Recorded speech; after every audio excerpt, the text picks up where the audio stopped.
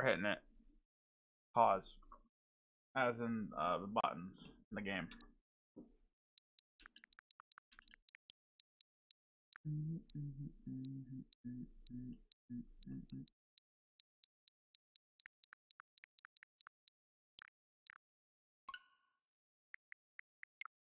Alright. Oh. Wait, no. We do want to do that. Let's go here. How's it looking? How's it sounding? Whoa. It said slam. Gotta make sure I can see the chat for everybody that's here.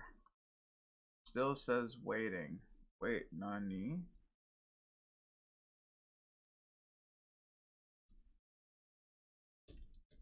Okay, so we're gonna have to wait a little bit. There is a lag. I am gonna BRB while it catches up. Alright, so anyways, yeah, when you do this, it seems to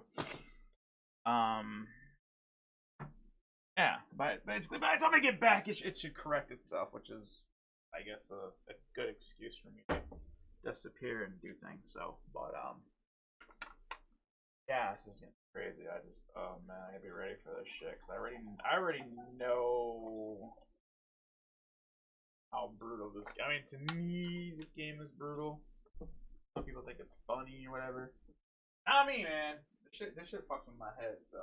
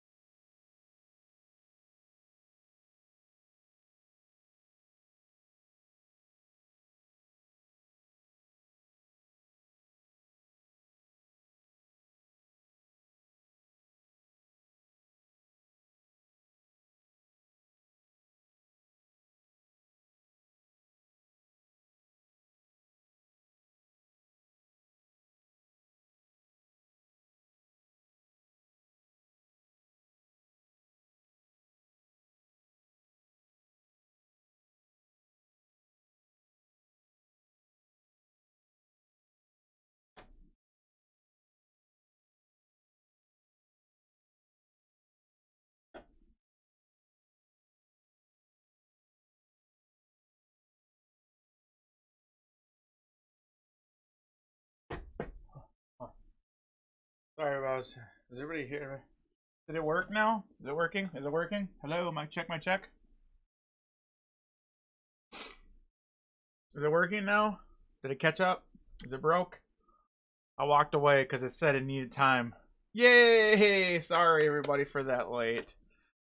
I just figured, you know what? I was like, you know what? It said it needed, like, it gave me some type of time. I was like, I'm just gonna go eat, like, some meat and cheese real quick.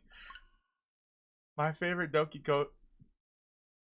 Your favorite Doki is Monica? Yeah, I would have to say I like Monica, too. Yuri? This chair is my favorite YouTuber. Yeah, you guys probably seen this chair a little too much. I've never seen this game. Right on W.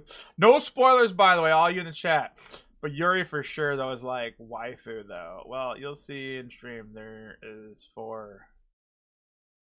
I personally like Yuri the most, and then Monica. Like, I like them both. Oh, wow.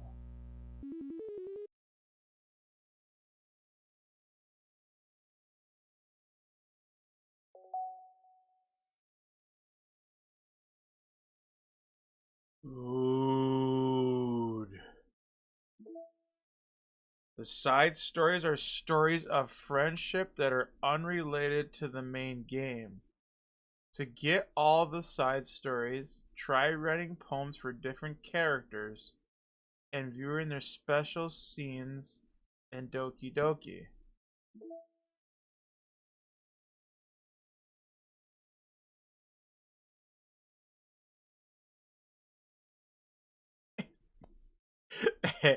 Sorry. Okay, I'm not gonna say anything, but I was really wondering how this was all gonna work, being it's not a mouse and keyboard. Okay, those that know. Yo, my girl Yuri's only 30K? Bruh. She's at least like 500K.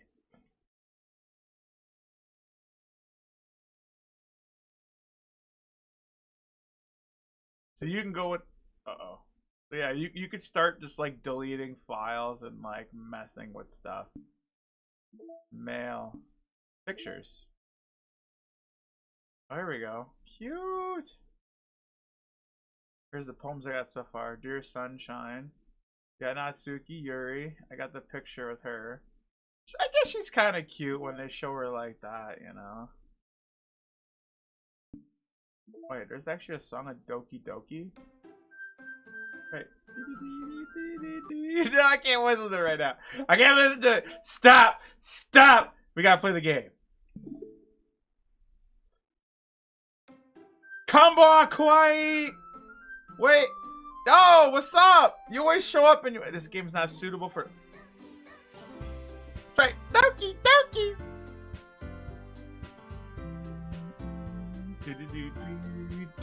Break it down now.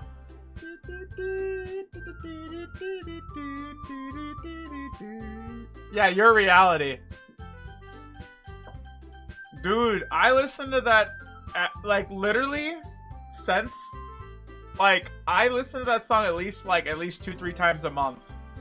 In my car, just randomly. I'm not gonna lie, I love that fucking song. Like I do. I think I got Stockholm Syndrome. I'm just saying. I've never had that problem, but I think I got that, right? Isn't that what that would be called, technically? Let's go, everybody. 5 days at Freddy's. Yeah. I glance around the room. This is more stressful than I anticipated. It's as if everyone's judging me for my mediocre writing abilities. Even for just being nice, there's no way my poems can stand up. Wait, is it supposed to keep, that music supposed to keep playing, or is it because I like screwed up and like played that song? You know what I mean?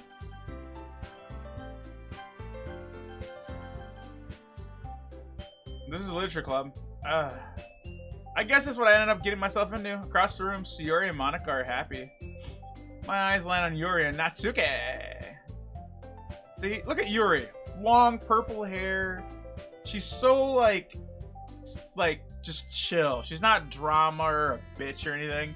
She's just like super intelligent. Like, what is there not to like about her? This little one over here, though, okay. The only thing she's got going for herself is she likes anime and video games. After that, she's just a little child. Like, I'm sorry. They gingerly exchange sheets of paper. As they read, I watched her expressions. Natsuki's eyebrows furrow in frustration. Meanwhile, she smiles sadly. What's with this language? Yeah. Did you say something? Oh god. Okay, I gotta turn this down. This shit's loud.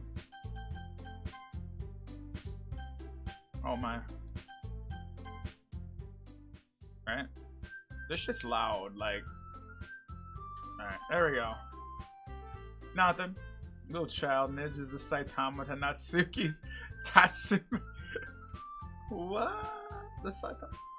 Natsuki dismissively returns the poem to the desk one-handed. I guess you could say it's fancy. Thanks. Yours is cute. Cute? Did you completely missymbolize this with something? It's clearly about feelings of giving out. How can that be cute? I know that. I just meant the language, I guess. I was trying to say something nice. You mean to have try hard to come up with something nice to say? Thanks, but I really didn't need that shit to come out at all. Well, I do have a couple suggestions. If I was looking for suggestions, I would have asked someone who actually liked my shit. Which people did, by the way. So you liked it, Nidge did too. Based on that, gladly give you some suggestions of my own. First of all, excuse me. I appreciate the offer, but I spent a long time establishing my writing style. Don't expect it to change anytime soon. Unless, of course, I come across something particularly inspiring, which I haven't yet. And Nidge liked my poem too, just so you know. He even told me he was impressed by it. Natsuki suddenly stands up. oh! She got the little fang going on. This little bitch, she's a little vampire now. I see where this is going. She's one of those like little child vampires, man. You guys into some kinky shit. I didn't realize you were so invested in trying to impress a new member. No, that's not what I said. She stands up. Maybe you're just jealous that Nidge appreciates my advice more than he appreciates yours. Oh, and how do you know he didn't appreciate my shit more? You gotta fool yourself. No. If I was fooling myself, I would deliberately go out of myself to make everything I do really cutesy. Is everything okay? Well, you know what? I wasn't the one whose boobs magically grew a size bigger as soon as Nidge started showing up. Damn. That's right. So those some big top. Natsuki. Natsuki, that's a little. This doesn't involve. Wow, Monica just got shoved out of there. I don't like fighting. Suddenly, both girls turned at me as if they noticed I was just standing there. She's trying to make me look bad. That's not true. She's not it. If she could just get over herself and let her appreciate that simple shit, it wouldn't have happened. What's the point of making your poem all convoluted? No reason. A minute should jump out, not force him to have to figure this shit. Help me explain it to her, Nidge. Wait, there's a reason we have so many deep and expressive words in our language. It's the only way to convey complex feelings and meaning them most effectively. Avoiding them is not necessarily limiting yourself. It's also a waste. Do you understand? Right, Nidge? Well, then how the I get what the? It's not like I know anything. Whoever I agree with, I'm probably thinking more highly of me. So of course, I'm taking the. I'm copping out, man. Bruh.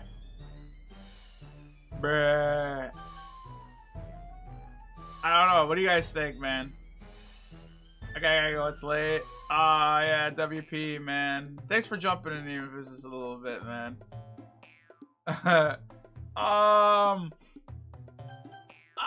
Scream for Sayori, right? I think that'd be a good thing. Natsuki! I'm gonna hurt Yuri's feelings like hardcore, right? Natsuki has a point, though. It's not great when we gotta figure out the author's intent. does have a good point. It's not great when... Well, the thing is I figured it out when I read it, right? Natsuki her brain is not smart enough to figure it out. I mean, I know it sounds arrogant, but that's kind of where Yuri's coming from, and that's why I like Yuri. Because, like, right away when I read it, I already know.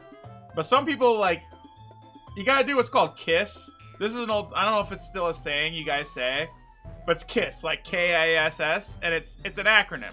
It stands for Keep It Simple Stupid, and Natsuki is a KISS person. Because someone like her, she's not going to be able to understand a lot of shit in life unless you keep it simple for her, because her brain is very simple. I know it sounds harsh, but someone like Yuri, like, I don't want to say me, I always understand everything, because I don't, but I understand. Natsuki likes the KISS formula. Keep it simple, stupid.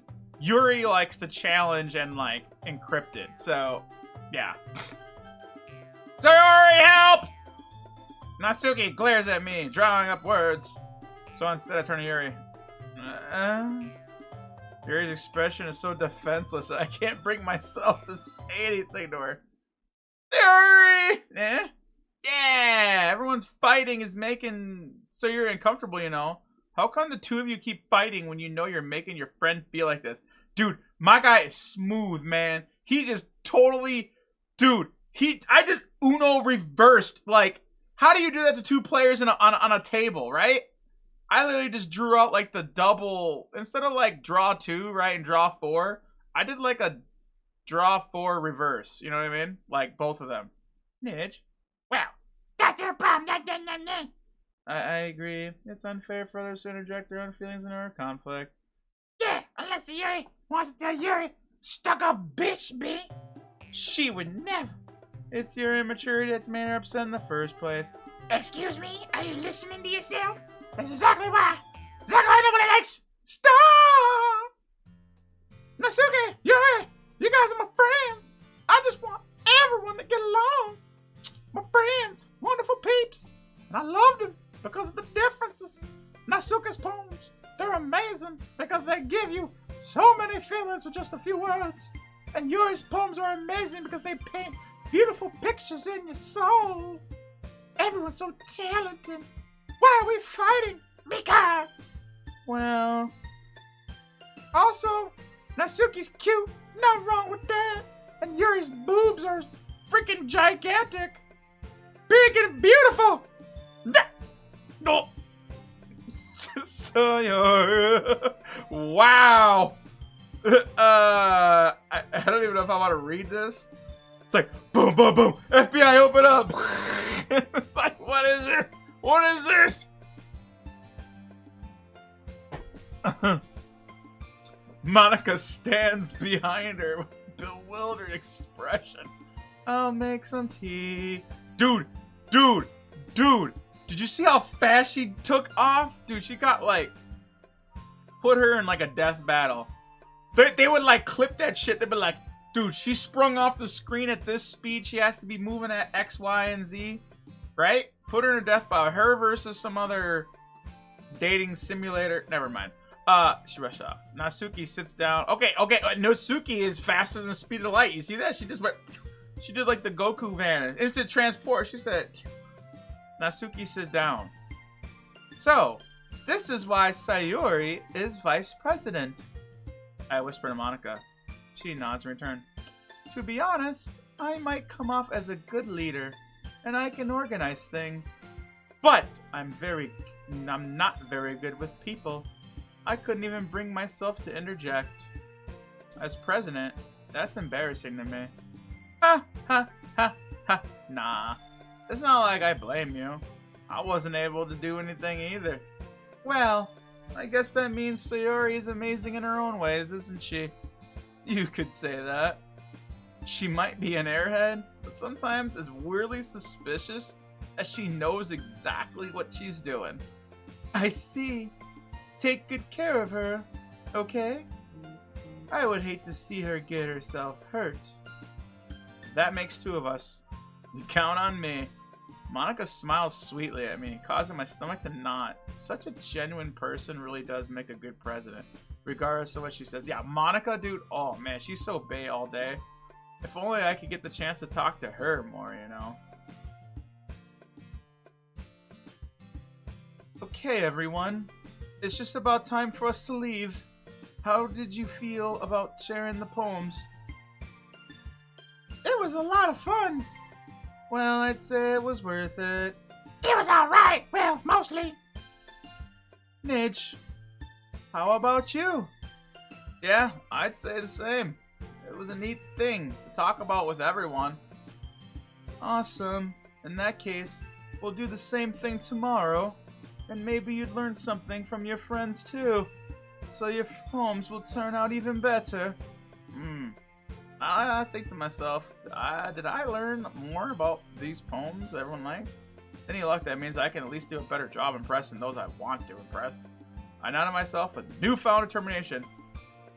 Nidge, ready to walk home? Sure, let's go. Sayori beams at me. It truly has been a while since Sayori and I have spent this much time together. I can't really say I'm not enjoying it. Ooh.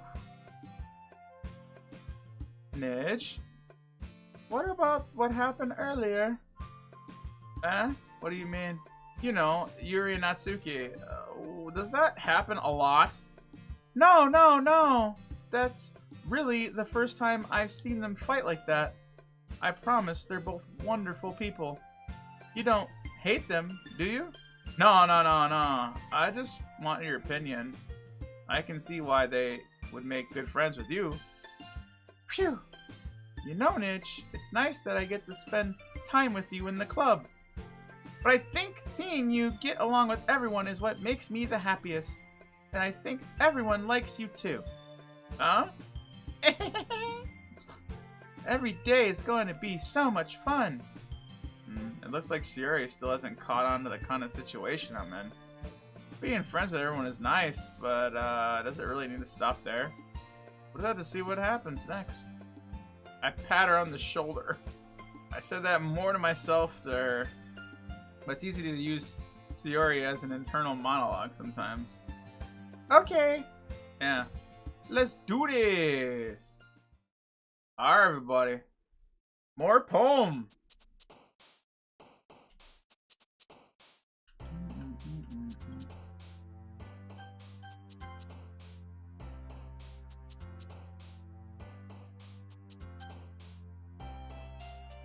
Family.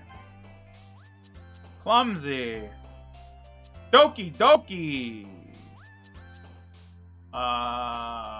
Tragedy. Music. Music is her, right? Okay, good.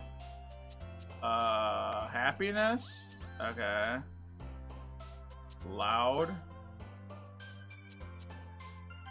We'll go with that. We'll go with that. We'll go with that. Pressure. Okay. Summer. No. Okay. Sparkle. Okay. Shiny. Okay. Anxiety would be her on the cheeks. Who got them cheeks? Who got the cheeks? Oh no, the child! FBI, open up! I told you, man. I'm screwed. Done. Game adventure. Yeah. Wait, socks. Someone's in the toes. Who's in the toes? Who's in them toes? Ooh, swimsuit. Rare. This is bad. Stop, Nidge. Stop. Embrace it. Yes. Wait, mouse. What the frick? Oh, because it's cute. She's like me. She has CAS, cute animal syndrome. Bubbles. Oh, shoot. Hair. I would assume it'd be the purple head. No? Lazy. Definitely my girl on the left. I got that. I picked up on that one. Another day passes, and it's time for the club meeting. I gotta get my voices down, everybody. I'm trying to remember whose voice is it. Because I don't want to sound like an idiot. Alright, I'll read some of these stuff. Okay, I gotta go. Nidge be like, clearly Natsuki doesn't watch Rick and Morty, because she doesn't have the high IQ. Understand? Pull the why can't we be friends? Why can't we be friends? right? Only Sayuri could have gotten away calling Yuri big and beautiful. Yeah, I know, right? I'm like, and you're so big and beautiful. I see why they make friends with you. I can't tell if that's a compliment or insult based on her personality. I'd have to agree with you on that, man. I'm in trouble. That's all I know, man. Because dude, man, these people be... Another day passes. I've gotten a little more comfortable. Entering this club, the usual scene greets me. Hi, Nidge. Wait, her voice like this, like, hi, right? Hi, Nidge. Yo, Sayuri. Looks like you're doing good. I'm just still not used to you being in the club. Yeah, you can find me in the club. Pretty simple thing to get yourself in a good mood. You can find me in the club, rub-a-dub-dub. I mean the tub, never mind. But I guess it's always the simple things with you. Speaking of which, I'm kind of hungry. Will you come with me to buy a snack? Nah, I'm good. That's not like you at all. I have reasons. Why don't we take a look at your purse? Oh, I'm calling her broke ass out, ain't I? Why that all of a sudden? No reason. I just want to look at it. She nervously retrieves her purse, fumbles with the latch, and opens. Then she turns it upside down, lets its contents spill on the desk. 2 coins fall out. I knew it. Broke ass dude. I ain't saying she's a gold digger, but she ain't messing no brokey broke Nidge. Yo, that's not fair. How did you know? You're as predictable as the sunrise, lady. Either you're not hungry and want an excuse to take a walk, or you plan to conveniently forget that you spent all your money and make me pay. Flip the bill. One more thing. You're always hungry. Oh, that means after she has a baby, she's gonna get really wide. I'm not saying there's nothing wrong with that, because I like me some thick women, but I'm just saying, if she always hungry, there's gonna be problems. Like, look at me, look at your boy Nidge. Look at me, I'm always hungry. Look how this worked out. I'm just saying. Gotta take notes. All you young cats out there when you're dating. Just saying, who you want to spend time with. And so, that only leaves one option. Nah! I give up. Don't make me feel guilty. Feel guilty, that means you deserve it. Yuri silly giggles. I didn't notice she was listening. Her face is in her book. I wasn't listening or anything. It was just something in my book. Yuri! Tell Nidge to let me borrow money. Oh, don't get me involved like that, Sayuri. Besides, you should only buy what you can afford. And frankly, after pulling much TV stunt like that, your suffering is fair enough retribution. See, I love the way she is. She's just so logical. I didn't mean that. I got too absorbed in my book. I really like when you speak your mind, Yuri. It doesn't happen much, but it's a fun side of you. There's no way you could think that. You were right, though. I did something bad, and now I have to accept the revolution. Wow, a revolution? You sounded all like an epiphany or something, right? You mean retribution? That? Exactly. Still coming from you, Sayuri. I guess there's a little devil inside of all of us. Don't let her fool you. Sayuri knows exactly what she's doing. Exactly. She's manipulative. I know exactly what type of chick she is, man. Can't fool me either. You boy Nidge, I got my eyes on you, girl. I know exactly what type of girl you are, man. After all, she told you guys she was bringing me to the club before she even told me. But you wouldn't have come if I went for the cupcakes. So I had to trick Natsuki into making them. Damn! Come on, man. You gotta give me some more credit than that. Out of nowhere, something smacks Sayuri in the face. Oh! Yeah! Oh! What was it? Cookie! Sure enough, it's a giant cookie wrapped in plastic. Siri glances around. Oh shit, they ended around. Wrong voice, my bad. Is that a miracle? It's because I paid my reparations. Retribution! Actually, that one almost worked. I was just gonna give it to you, but then I heard you blab about cupcakes. It was totally worth seeing your reaction, though. Natsuki, that's so nice of you. I'm so happy. Sayori hugs the cookie. Makes sweet love with the cookie. Jesus, just eat it already. Sayori rapidly tears open the wrapper and starts to bite it. So good. Sayori suddenly clasps her hand over her mouth. I bit my tongue. You're gonna go through a lot over just one cookie. Natsuki takes a bite of her own. Ah, yours looks really good too, Natsuki. Can I try it? Jesus Christ! Beggars can't be choosers. But yours is so chocolate. Yeah, what? Who do you think gave you that one? Fine. Still, I'm really happy that you shared this one with me.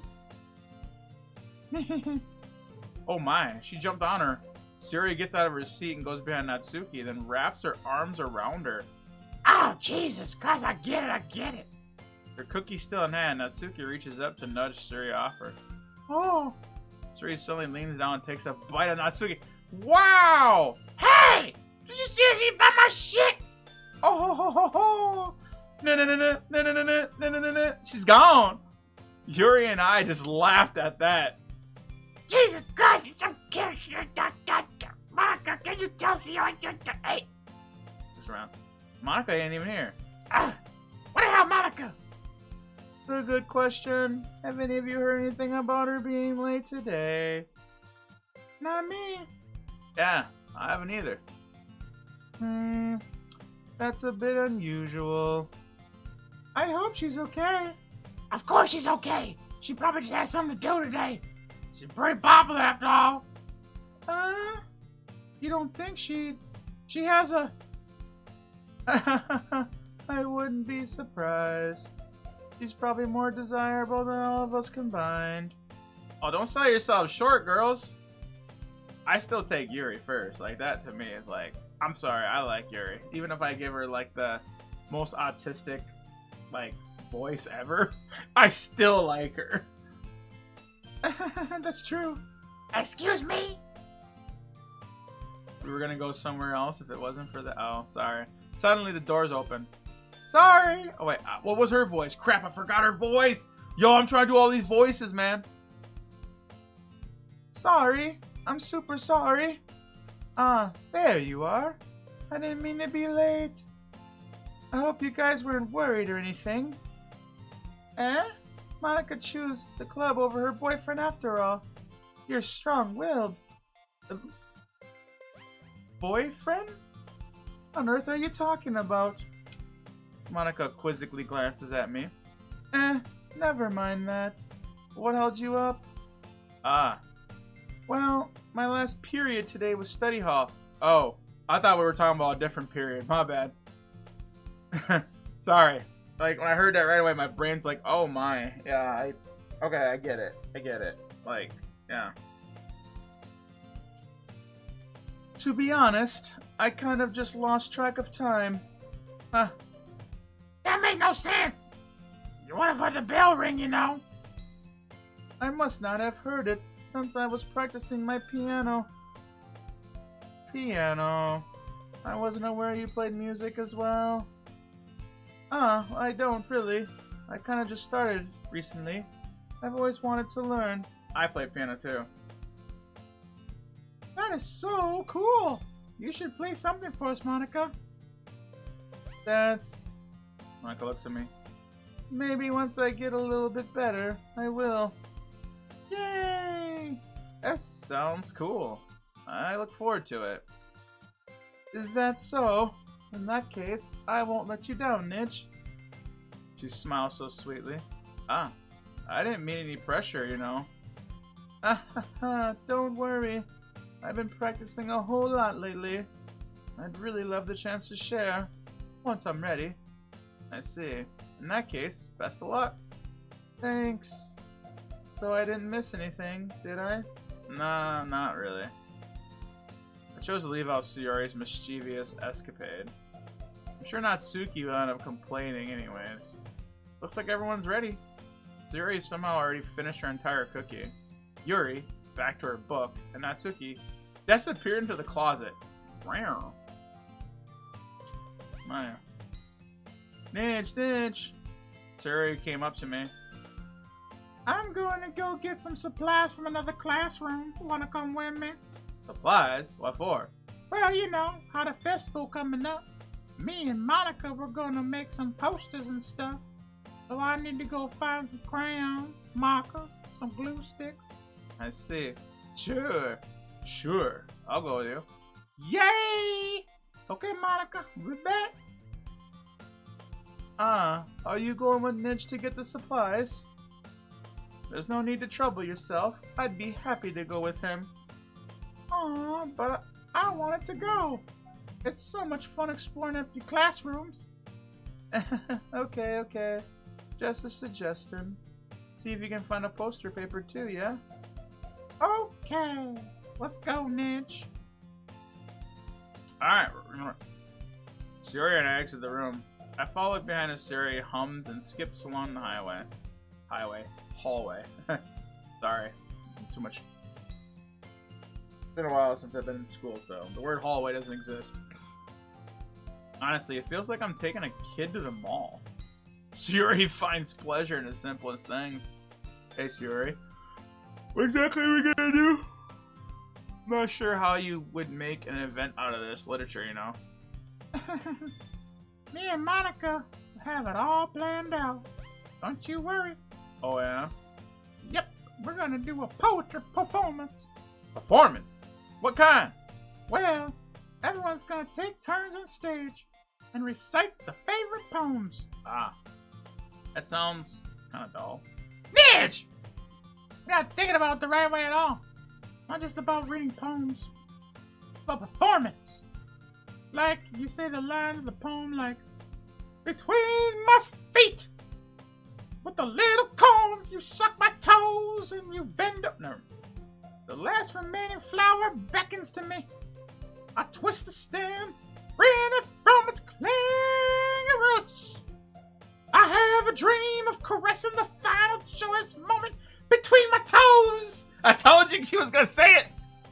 But to what ends have I summoned this joy from my phalanges? But now when I look in every direction, the once prosperous field before me is but a barren wasteland. Like that. Sayori, how do I put this? I'm sure it's just me, but is it possible for me to take you seriously when you talk like that? Yeah, you meanie. I'm working super hard on this, you know. Yeah. I'm very, yeah. I just meant that it's pretty unordinary contrast to your cute self. Don't say that. It's embarrassing. But I guess that means I'm doing a good job. I guess. Yay, I'm excited. The festival's gonna be so much fun, Nidge. Sayori spins herself around in the hallway again. Woo!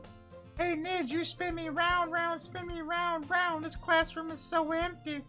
Let's begin the mission. Oh, a mission, huh? It's been a long time since I spent time with Sayori like this. But in the end, she hasn't changed. She's nothing but a ball of sunshine, drawing happy vibes from that world around her. Pretty nostalgic feeling for me. As the years went by, I began to hold myself up in my classroom more and more. So going adventuring with Sayori brings about a special sort of feeling I forgot I had in me. Two of us enter the classroom. Sayori heads straight to the closet. Let's see what we have in here. Crayons! Sayori pulls a box of crayons out. They're the best brand, too. Motherfucking Crayola. Sayori starts pulling the various crayons out of the box. She even goes off reading the names. Alright, one down. Don't get distracted. We still need to find... Wait! I'm looking for my favorite color. Okay. Now at least move aside so I can look for the poster paper. I dropped one by accident. Ah! Siri bends over, oh my, and smacks her forehead right into the shelf. She falls to the floor and the crayons spill on her lap. You good? You good? My forehead. I mean, you kind of got that whole five-finger thing going on. What was that girl from Naruto thing, you know? But it's all good. Your hair covers it well, you know? Jeez. That's just like you, isn't it? Come on, let me see. Since Yuri is sitting on the floor, I grabbed her by the waist and pulled her out of the closet. You have to move your hands, Yuri. But it hurts. Just do it. Oh my. Did I really pick her more than the other one? Oops. Sayori slowly releases her hand from her forehead. I gently brush her bangs to the side. Ah! Sorry. There's a huge red mark on her forehead. A bump is starting to form. Man, that is gonna swell. I'll find you some ice. Nidge? Where would I even find ice? Ah, I guess a cold drink will do. You don't have to. I'm fine. I'm fine with looking like a unicorn. Even wincing from the pain, Siri makes a silly joke. Aw, she actually looks cute. What are you saying? I'll be right back. Okay. Yeah, I guess she was kind of cool with it, you know? Like, I've never, like, talked to Sayori ever. Like, again, like, years ago, you know? It was just one of those things, man. Yeah, Crayola. They better be Crayola. She's like, they got the good kind, too. I'm sorry. I know you guys probably don't like my choice of voices for each character, but I could just read it normal. If you guys really want me to, I'll just read it all normal. If you guys want me to, but I'm really trying to challenge myself to, like, read different things, so. I pat Sayori on the shoulder and run out into the hallway. Obviously, this is me, like, you know, I'm the main character, like, voice. I locate the nearest machine. What should I get? Doesn't really matter, since it'll be used as an ice pack. But I know Sayori likes apple juice. I will purchase that. In just a moment, I'm ready to return to the classroom where that's Sayori. She has one palm on her forehead as it's using the other hand to clumsily scoop crayons in the box. At least they were already in the wrong spots before I spilled them. Sayori, here. I hand her the apple juice. There you go, she got it in her head. It's nice and cold. Sayori opens the cap and starts drinking. Sayori, what are you doing? It's for your forehead, you idiot. Ooh. Bro, I'm not, okay. I'm not that big of a... Okay, low-key, I'm kind of a jerk, but I'm not, like, that jerky. Forget. My bad. Ha, ha, ha. How hard did you hit your head again? Sayori places the bottle against the bump. It stings. Just bear with it. It'll be better. Soon enough. Looks like you cleaned up most of the crayons. That's good. Hey, Nidge. Kind of reminds you of growing up, doesn't it? Huh? What do you mean? You know how we used to play outside all the time? Wait, what? I would always try to keep up with you. Wait, she remembers me? You were kind of oblivious in some ways. Like I usually fell behind or had trouble climbing on things you did. So she knew me from childhood? But sometimes when I try to do things I couldn't, I got hurt. I fall and scrape myself. You would really try hard to get me to stop crying. It was almost like you blamed yourself and were afraid of getting in trouble if someone found out. Even though it really wasn't your fault at all, you know? Did I really do that? Yeah, don't remember it? I'm gonna think of it. Maybe I do. I guess I was always so focused on my video games that I didn't pay attention to you. So in a way, I'm sorry, my bad. Kinda like this time too, I suppose. If I wasn't rushing you out of the closet, you probably wouldn't have hit your head.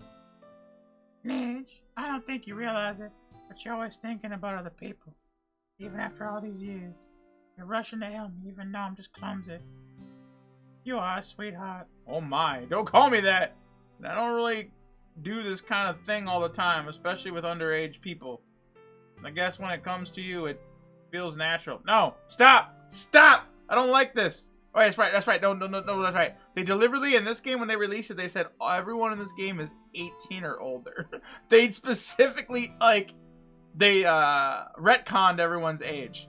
The original game, I remember when they introduced them, right? Right now, if I bust out my PC game, They said like first year, second year, senior, like senpai. They were like, kind of like introducing them that way. They pretty much skipped that in this game, did they not? My brain, I do remember that specifically, because I was right away when I played this game, I was like, not her, she's like a little kid. So yeah, I think they kind of like retconned it and just made them all like seniors basically. Before I even knew it, I'm treating you like that. I guess that's what happens when you've been friends for that long.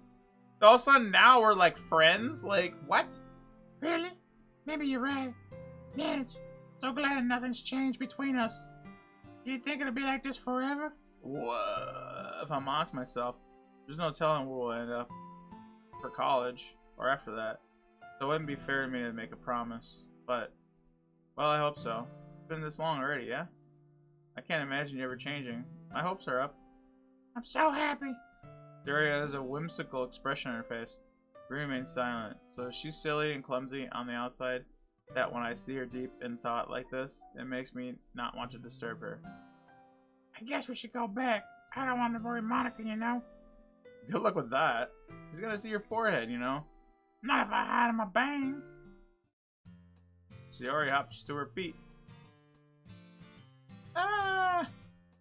She clutches her forehead again. Don't stab so fast after hurting yourself. Oh, well, I guess it's too late now. Anyway, let's go. Wait a minute. Wait a minute. Wait a minute. Isn't that a different person I just saw? Wait, go back.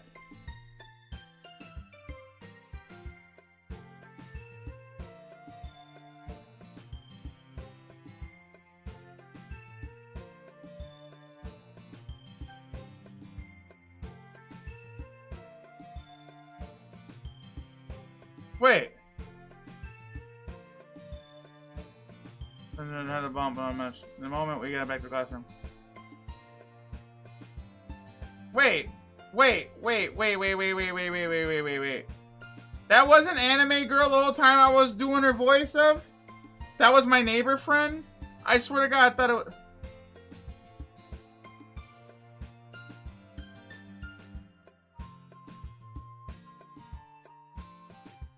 Wait. When she was on the ground like that with her head banged up, I thought she was the little, not the neighbor. I thought she was the little immature one. Are you serious? I just went through that whole thing and like voicing the wrong person? Wait a minute. I know I'm being like a buzzkill right now, but wait a minute. I swear to God, I thought it looked like the other one. God, they all look alike. Oh my. Hold on a second. Oh my God, it was her. Jesus Christ, I'm voicing her the whole time. None of you even corrected me. It was my friend from childhood. I thought it was literally that immature brat. Because she looks like her. Ish. They look alike. Yes, exactly. Jesus Christ, I already failed this damn live stream. Ah, you're back. Good timing. I was just about ready to start with sharing poems. Sayori, your forehead.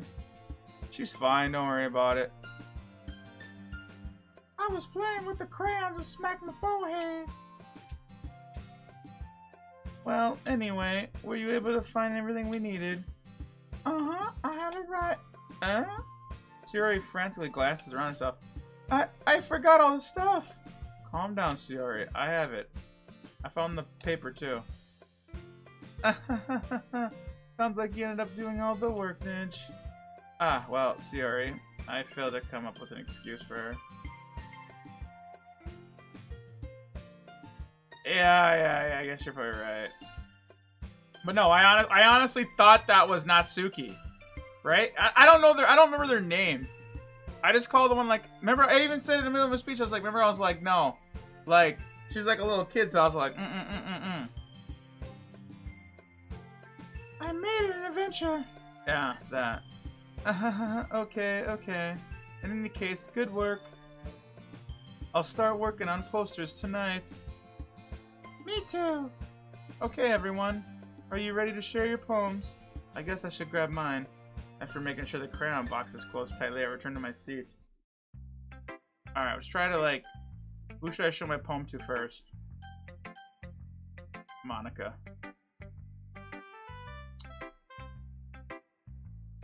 Hi again, Nidge. How's the writing going? Alright, I guess. I'll take that. As long as it's not going bad. I'm happy that you're applying yourself. Maybe soon you'll come up with a masterpiece. Ha, ha. I won't count on that. You never know. Want to share what you wrote for today? Sure. There you go. You get my phone to Monica. Alright.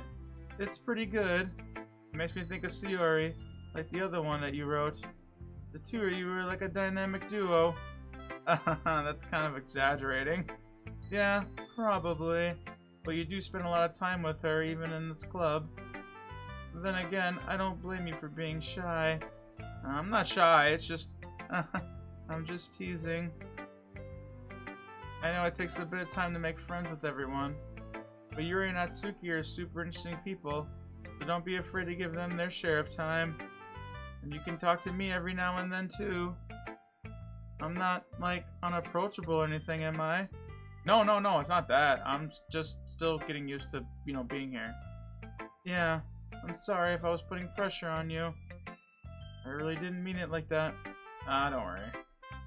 I get what you're saying. Well, alright.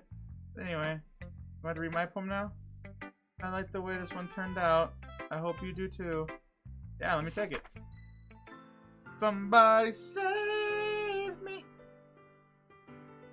Save me. The colors, they won't stop. Bright, beautiful colors. Flashing, expanding, piercing. Red, green, and blue. An endless cacophony.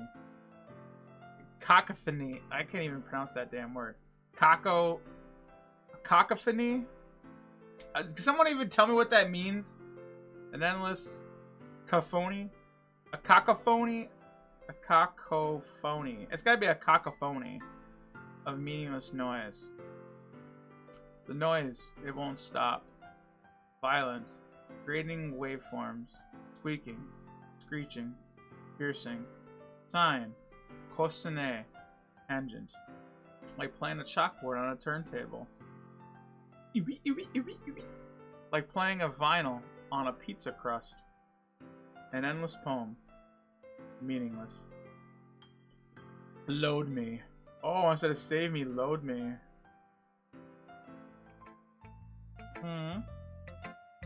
It's even more abstract than the last one, huh?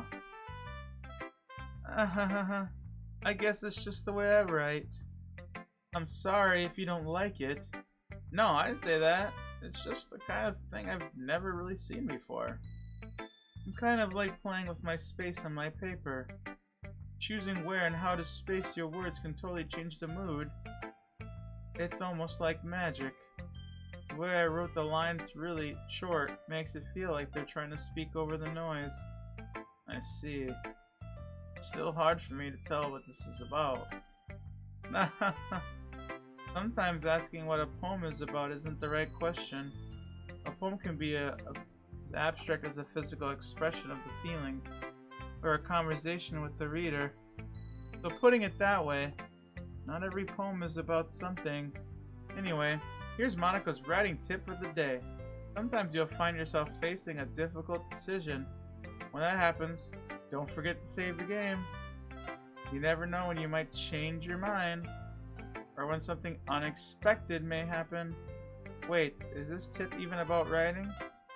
What am I even talking about? Advice for today. Thanks for listening. Who should I show my poem to next? Oh, Yuri. Oh, my turn? Let's see how it compares to yesterday's. I see. It's a bit different. I respect you were trying different things, Nidge. Were you inspired by Natsuki's poem? Or Sayuri's, perhaps? Well, I guess you could say that. I thought so. I'm happy for you. You don't need to find inspiration in my poems. I write them for myself, not for anyone else. I don't really need for people to like them. Yuri, I'm sorry for being blunt, but you're overthinking. Not just because our styles are different doesn't mean I dislike you. In fact, if I try to do something in your style, I would probably just do a terrible job at it. And I see. I'm sorry. My stupid mind does that at times. Anyway, I don't need to be afraid to be a little more daring. Metaphors can go a long way. Don't feel like you need to work your brain like turning a bunch of gears. Try letting your mind wander through your feelings and write down the things you see and hear. That's one way to truly enable your reader to see into your mind. It's a very intimate exercise. I see. That's a certainly interesting technique. Thanks for sharing. I have, well, an example of that. If you'd like to read, of course. This is the poem you wrote? She nods and hands me her poem. The raccoon. It happened in the dead of night while I was slicing bread for a guilty snack. My attention was caught by the scattering of a raccoon outside the window. That was, I believe, the first time I noticed my strange tendencies as an ordinary human. I gave the raccoon a piece of bread, my subconscious well aware of the consequences, well aware that a raccoon that is fed will always come back for more. The enticing beauty of my cutting knife was the symptom. The bread, my hungry curiosity. The raccoon, urge. The moon increments its phase and reflects that much more light off of my cutting knife. The very same light that glistens in the eyes of the raccoon friend. I slice the bread, fresh and soft. The raccoon becomes excited. Or perhaps I'm merely projecting my emotions onto the newly satisfied animal. The raccoon has taken to following me. You could say that we've gotten quite used to each other. The raccoon becomes hungry more and more frequently, so my bread is always handy. Every time I burnish my cutting knife, the raccoon shows me excitement. A rush of blood. Classic polymer conditioning. I slice the bread and I feed myself again. I was a little more daring in this one than yesterday. I can see that. A lot more metaphorical. I don't know if it's my fault, but I can't begin to imagine what this poem is about. That's right, it's a bit closer to my preferred writing style. Using the poem as a canvas to express vivid imagery and conveying emotions through them. Yeah, if I take it at face value, then I can't even figure out what the hell it's supposed to mean. Well, I think it's something that different people can relate to in their own way. I wanted to express the way it feels for me to indulge in my more usual hobbies. It's the sort of things I'm used for to keep to myself. Do I sometimes enjoy writing about them? Why do you keep them to yourself? Because they're embarrassing and people would make fun of me. Don't you have something or anything like that, Nidge? Well, I guess. I feel like everyone has a little something like that. Best we can do is respect each other and our individualities. Even if it's difficult at times, and some things make us uncomfortable. After all, if I hadn't learned to embrace my own weirdness, I would probably hate myself. And I might be ranting a little bit now, but I'm glad that you're a good listener. Alright. Yo, WPG, what's up? Sayori. Damn it! I thought Asuki was Sonori. I get them two mixed up. Nidge, I really love your poem. I can't believe you've been hiding these from me. And I'm not hiding anything. Alright, Steve. Your poems are so good. Yesterday's and this one's too. You can't tell me you haven't done this before. I mean, you're really the only one who feels that way, you know. No way. Not even Atsuki? Well, I guess Natsuki is the least likely to admit how much she likes something. But I don't think it's like that. What do you mean? Well, I guess to be honest, it's a lot easier to write poems when I'm thinking about you. Stop thinking weird things, idiot. Wow, my guy's a jerk. I just mean that you're a really expressive person. How am I supposed to write poems about my own stupid life? But you somehow make everything in your life an adventure. Even little things. Like cooking. Let's not talk about that. Yeah. I guess what I'm saying is that I can feel more feelings through you than I can myself. We have that kind of weird connection. It's your fault for getting, in my business all the time. I don't know if I understand. You never understand when I try to explain things to you. Pat her head. Hey, I'm not a kid, you know.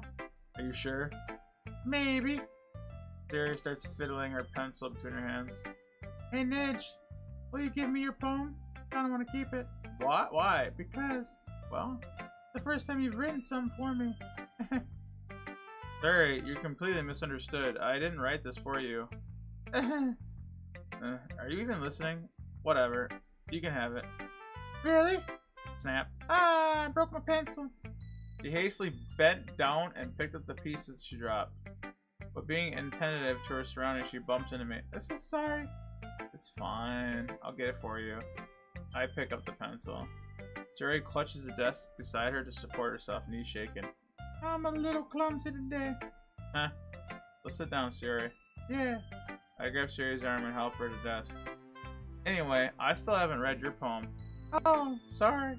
I forgot about that. It's not as good as yours. Jeez, don't worry. I'm sure I'll like it. How about you make an SML tier list video? You know, that's actually a good idea. We could do that. We could even do like a live stream of it, you know? Bottles. I pop off my scalp like the lid of a cookie jar. It's the secret place where I keep all my dreams. Little balls of sunshine, all rubbing together like a bundle of kittens. I reach inside with my thumb and forefinger and pluck one out. Warm and tingly, but there's no time to waste. I put it in a bottle to keep it safe. And I put the bottle on the shelf with all the other bottles. Happy thoughts, happy thoughts, happy thoughts and bottles all in a row. My collection makes me lots of friends. Each bottle is starlight to make amends. Sometimes my friends feel a certain way. Down comes a bottle to save the day. Holy crap. Siri, did you really write this? Of course I did. Didn't I tell you yesterday I was going to write the best poem ever? Yeah, but I mean, I didn't expect something like this coming from you. Ouch.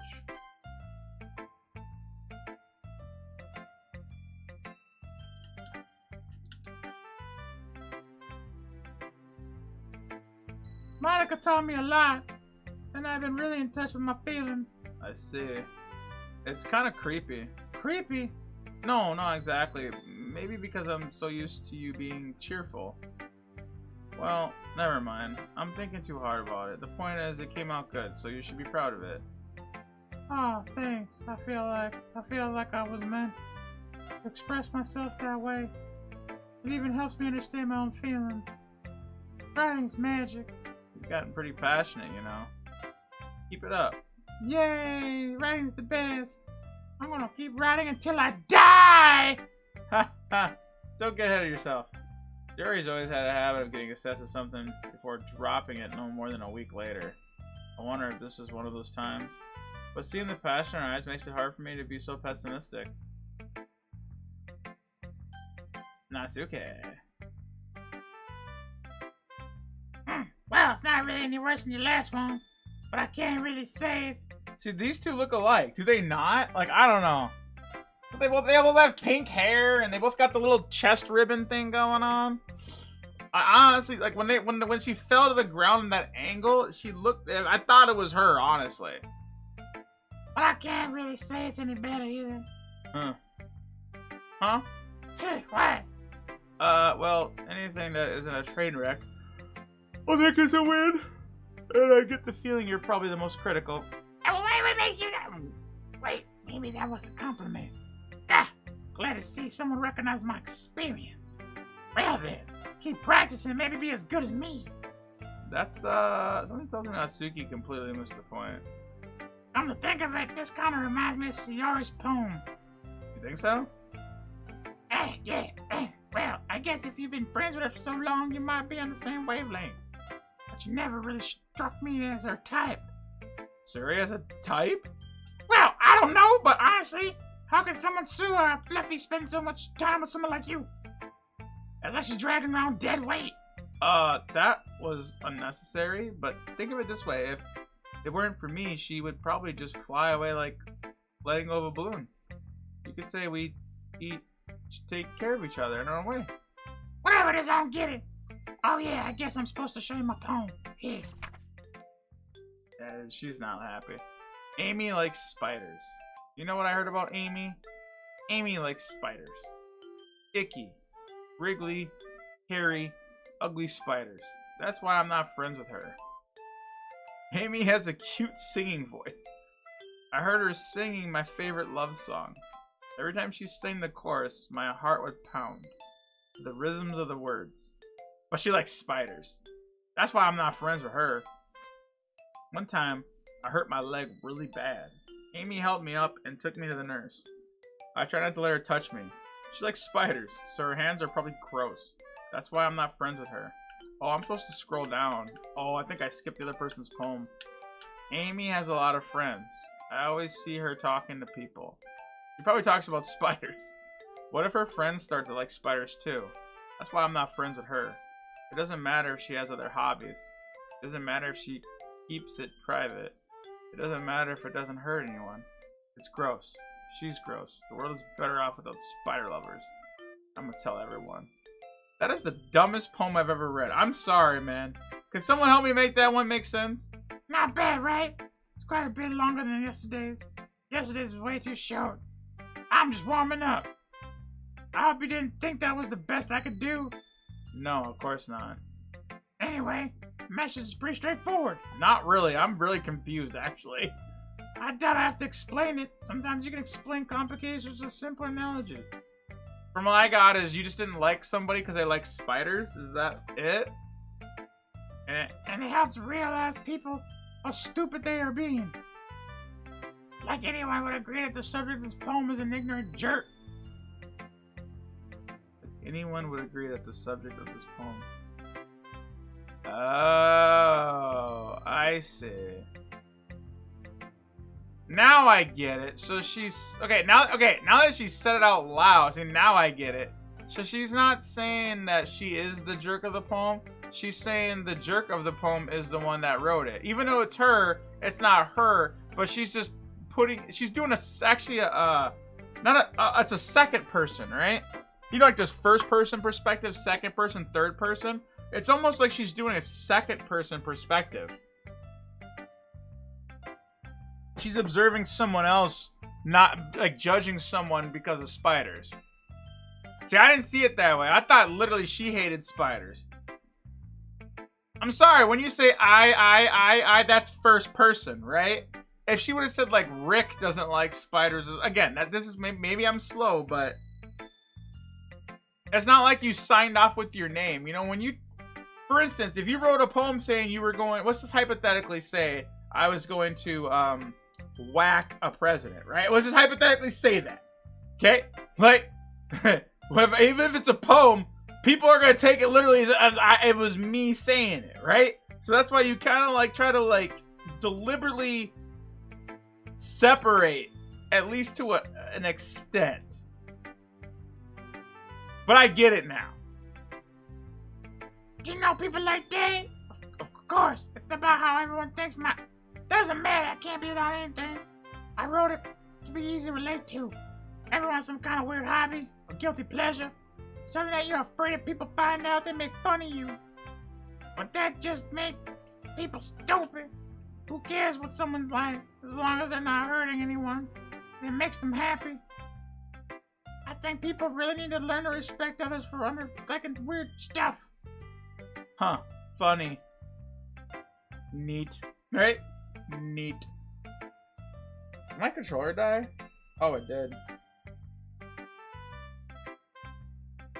Yeah, my controller died. I'll be right back, everybody. Literally, like, my controller is dead. Yeah. I'll be right back. I'll be quick. I was like, what's going on with my paddle? It's not doing anything.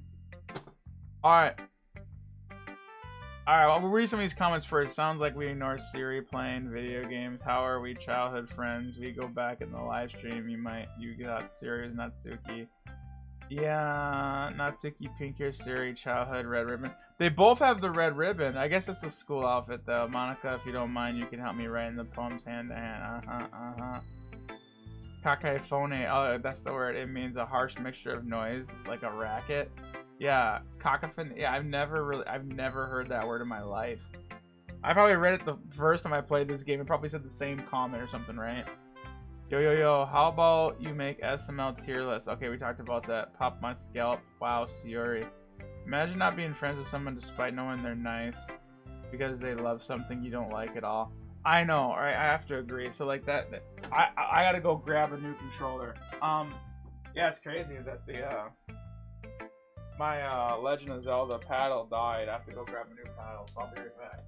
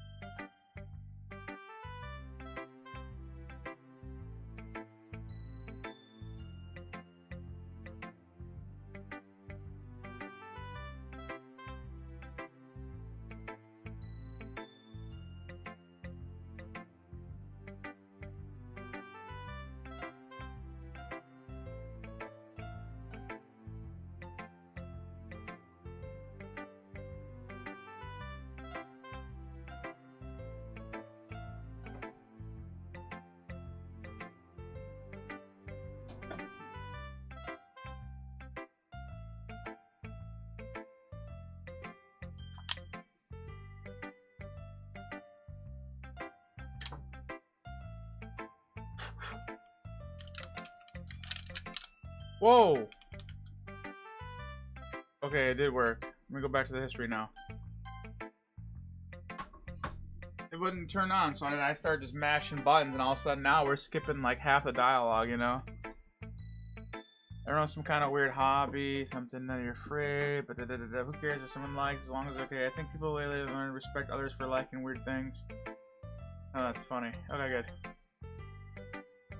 Yuri wrote about something similar today. Huh? You say Yuri? Yeah. She said her poem was about an unusual hobby of hers. I didn't really get it, but she said something similar to you. That people shouldn't make each other feel insecure. Really? Well, I mean, Yuri's pretty weird, so I wouldn't doubt that she has some weird shit. Not that there's anything wrong with that. Nah, it's not like I would judge her.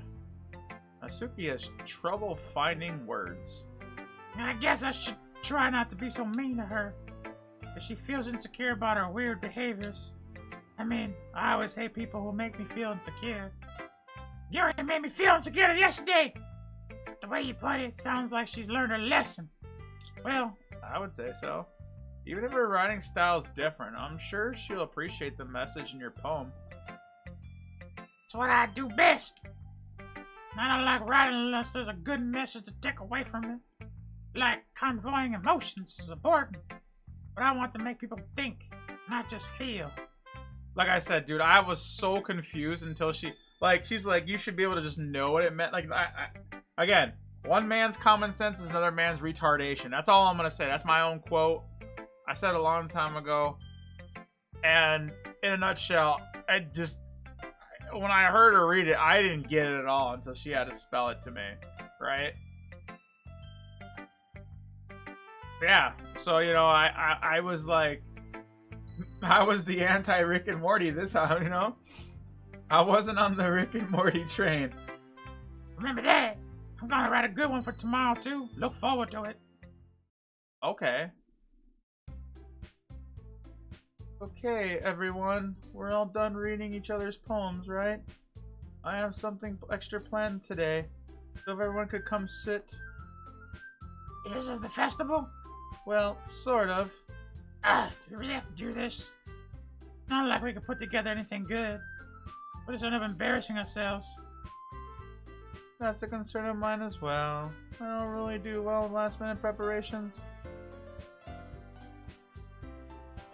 Don't worry so much. We're going to keep it simple. We won't need much more than a few decorations. Sayori has been working on posters, and I've designed some pamphlets we can give out to the event. Okay, that's great now. But that doesn't tell us what we're actually gonna do. Oh, sorry. I thought you had already heard about. We're going to be performing. Performing? Monica? Yeah, we're going to have poetry performance. Each of us are going to choose a poem to recite during the event. The cool part is, we're also going to let anyone else come up and recite poems too. Sayori's putting it on all the posters in case anyone wants to prepare ahead. Sayori, who's been coloring a poster, holds it up. Are you fucking kidding me?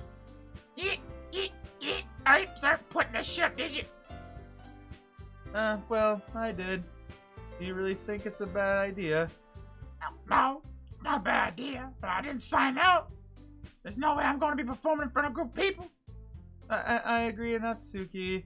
I could never in my life do this. Imagine that. Yuri shakes her head in fear. Guys! No, Sayori. I understand where they're coming from. Remember that Natsuki and Yuri have never shared poems with anyone until a couple days ago. It's a lot to ask for them to do this. I guess I overlooked it. Sorry. But I still think we should give it our best. We're the only ones responsible for the fate of this club. If we start the event and each put on a good performance, then it'll inspire others to do the same. And the more people perform, the better we'll be able to show everyone what literature's all about. Yay! It's about expressing your feelings, being intimate with yourself, finding new horizons, and having fun. That's right. And it's those reasons that we're all in the club. Don't you want to share that with others? Inspiring others to find the same feelings that brought you here in the first place. I wasn't exactly inspired. I was kind of drugged in here and tricked, if I'm not mistaken. I wanted to join the anime or video game club originally. This game was supposed to be like Doki Doki Anime Club. What is this?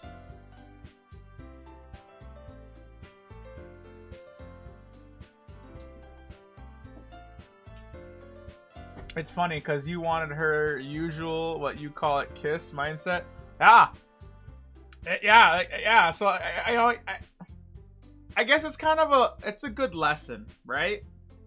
Because in my head, I guess I was being ignorant in a sense, right? Thinking like she's just dumb in a sense, but at the same time, I guess I never really said she was dumb, but it was just like, I just didn't get it. But to be fair, she also didn't get the other way either, right? So it shows that both sides don't get each other what they're writing. Until, remember, she didn't get it when she read it. She's like, this doesn't make sense. It needs to be straightforward. That's what, is that, I forgot her name, Natsuki, right? But then when I read hers, I was thinking exactly what she was saying. So, like, it's crazy, like, how, I'm not saying opposites are attracting here, but what I'm saying is like, it's just, it really is the opposite, because I genuinely, you guys, you saw the expression. Like, I wasn't making that up. I was just like, I was reading it, I'm like, I don't get it. Like, I genuinely don't get it. So it just shows you that no matter how much you think you're being, like, point blank in your message to somebody out there literally will not get it. Right? Like, that's it. And that's actually a very good lesson, I would at least argue, to take out of this game. At least in the words of poetry. Right? I think it was awesome. That's just my opinion.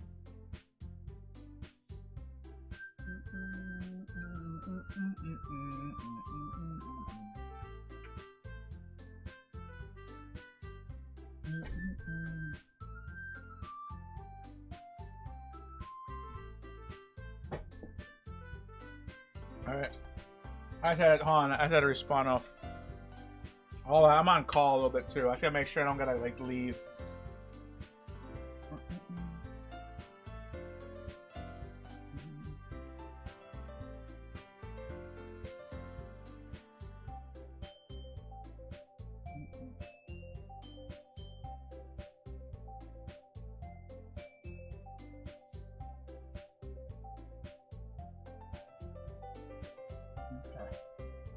Oh, we're good. We're good, baby.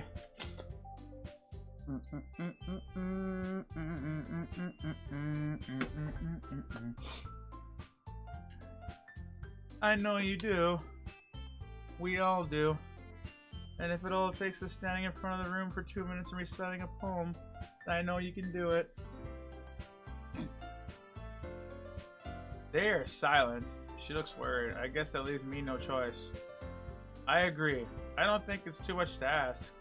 I think that Sayori and Monica have been trying really hard to get you new members. The least we can do is help them out.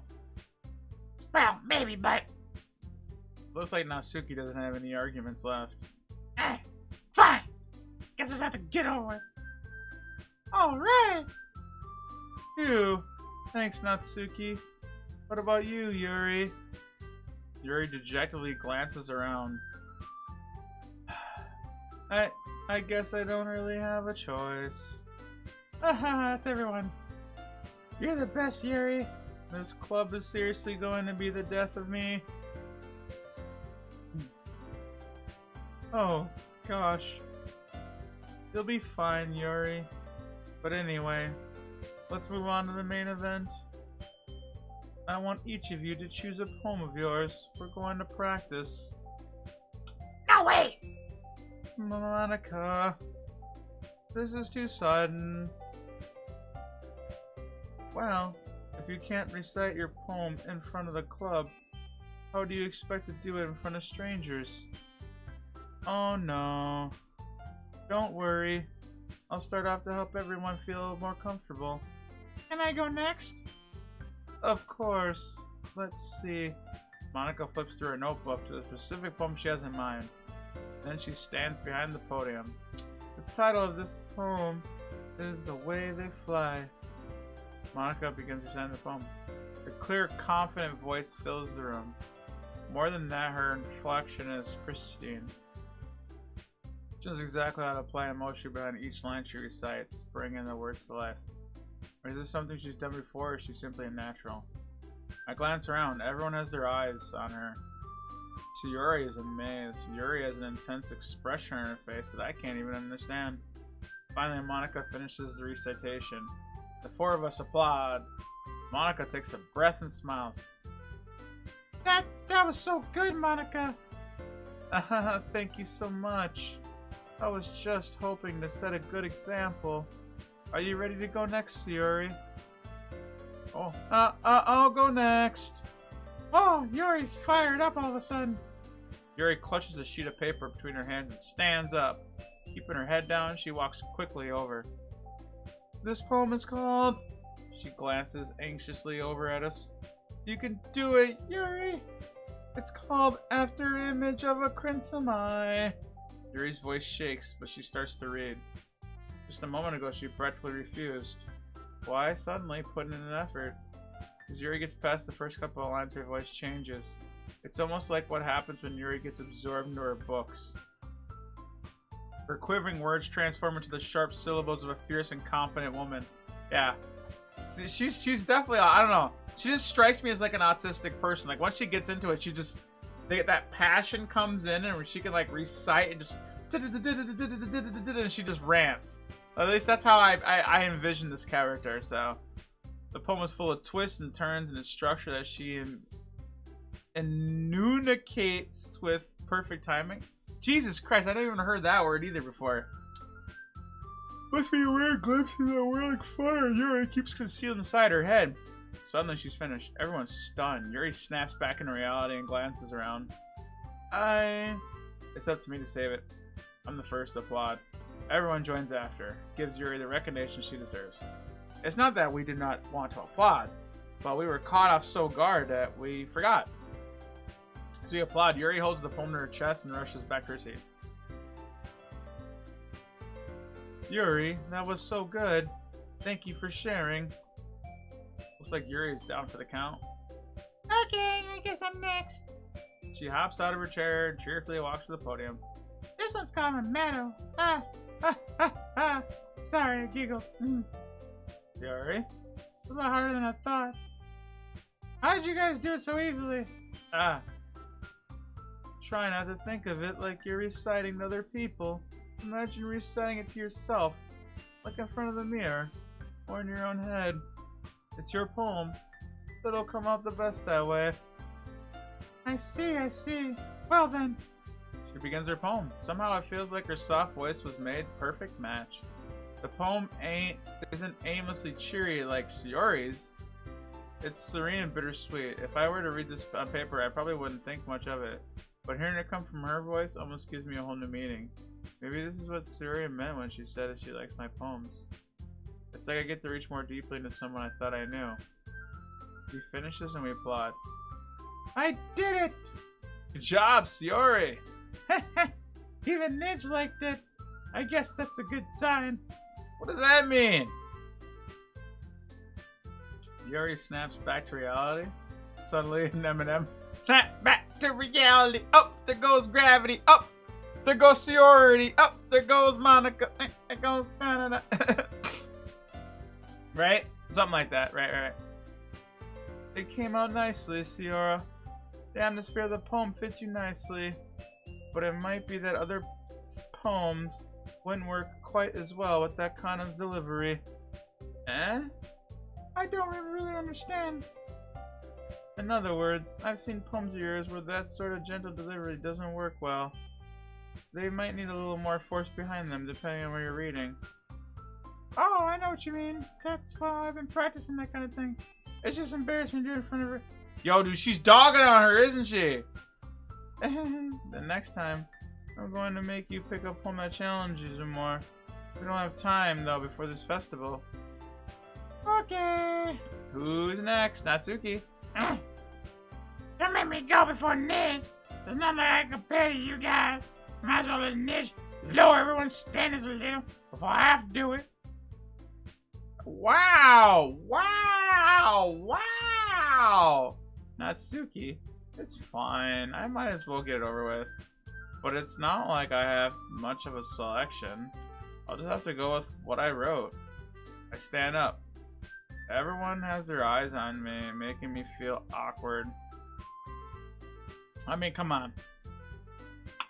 This is like a guy's wet dream, obviously. I mean, let's be real here. Like, all of them are just awesome in their own way, right? I still say Yuri is like super bae, though.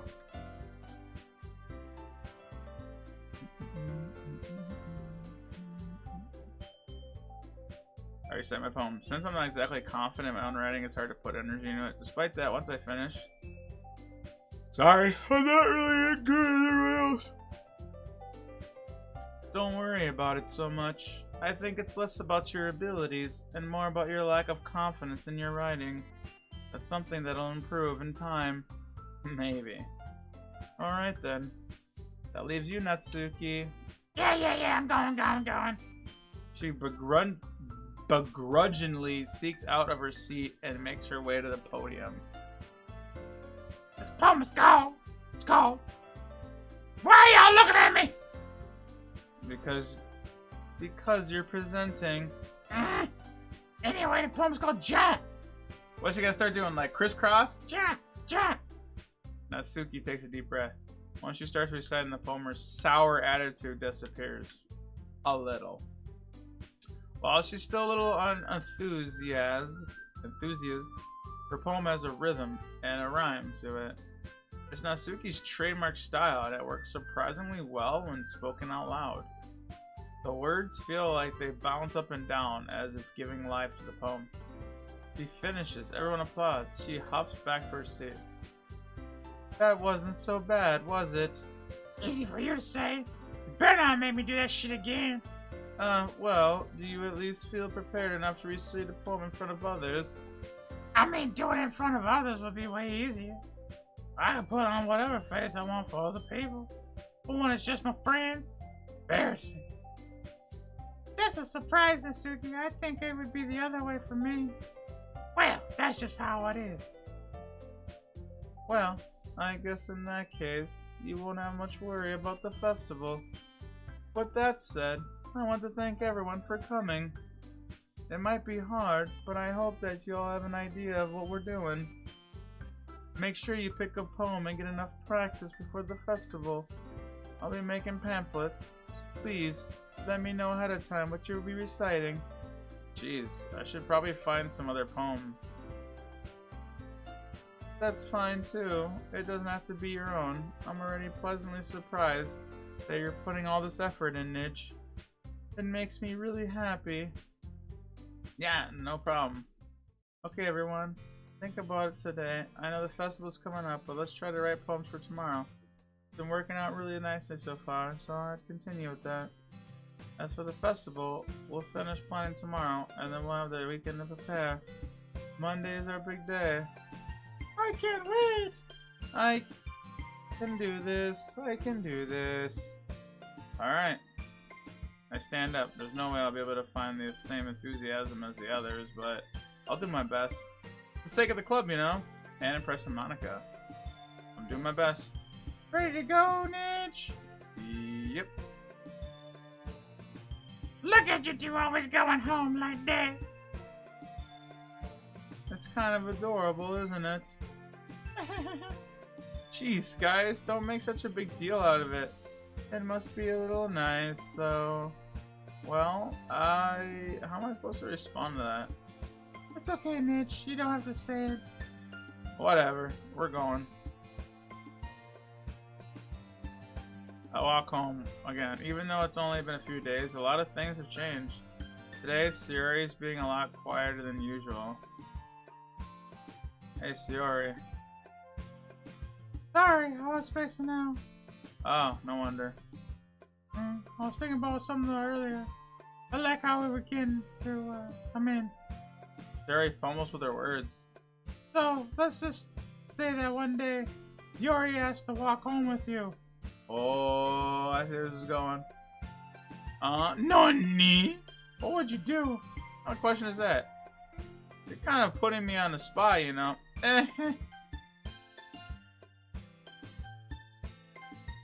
I mean, I would walk home with Yuri. Hell yeah, Yuri's hot, right?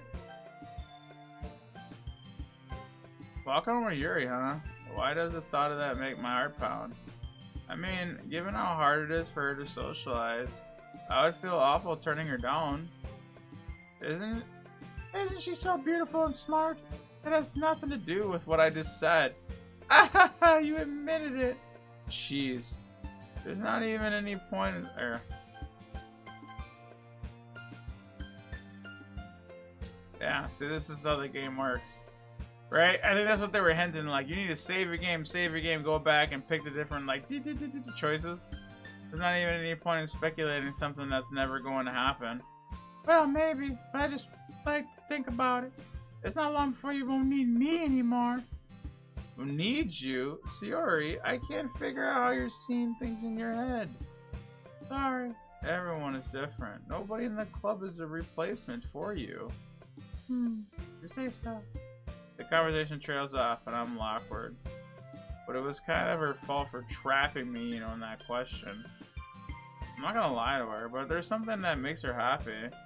I wouldn't take that away from her either. That's why I said there's no point in speculating.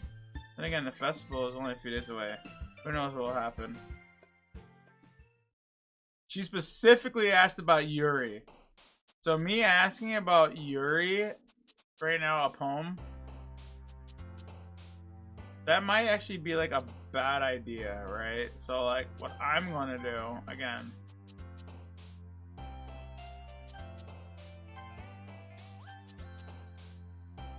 color. Alright, we're loading. No. No. What the frick?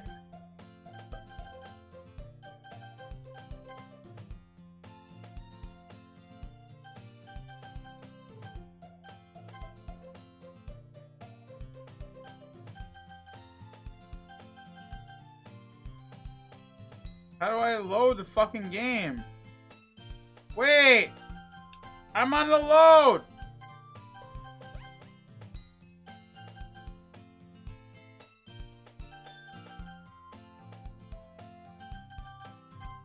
Bro.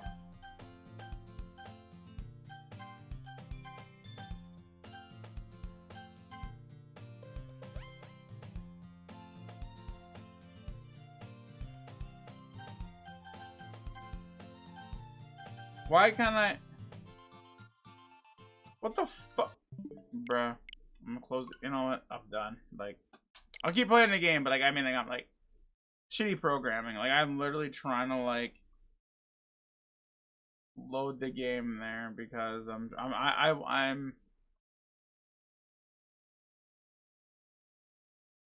obviously I've kissed my girl next door's butt like twice, right? So I need to kiss someone else. Shit is so creepy when this happens. I mean, you got the tall, shy girl, the popular girl that makes glances at you, the childhood friend, and the tsundere who bakes well and like anime or reads manga. Pretty much is a wet dream. Harry snaps back to reality. Yeah.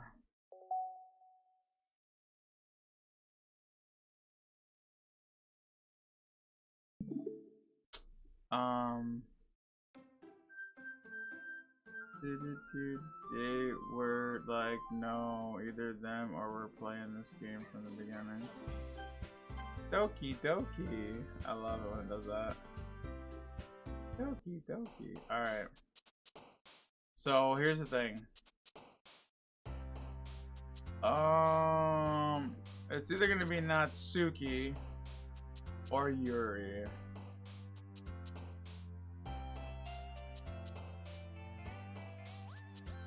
Loud would totally be the left head. Imagination, I would assume that'd be the right head. Unstable, that's a toss-up between the left and the right. Fireworks, this is kind of actually, in my opinion, it's really hard. Existence, there, it's Yuri. Sad, really sadness. Okay.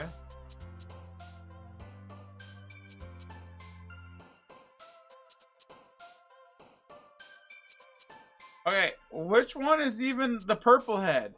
Spinning, friends, atone, playground, jumpy, whistling, pouting, happiness, family, swim. Which one would Yuri even be? I don't even think she even exists on this. Spinning, okay. Lust. Wow, she's about lust? Damn. Maybe she's more shallow than I thought. Cheeks. Yes. Sorry, I had to do it. Alright. The Wrath. That's definitely her. Crying. Oh. Alone is definitely... Oh.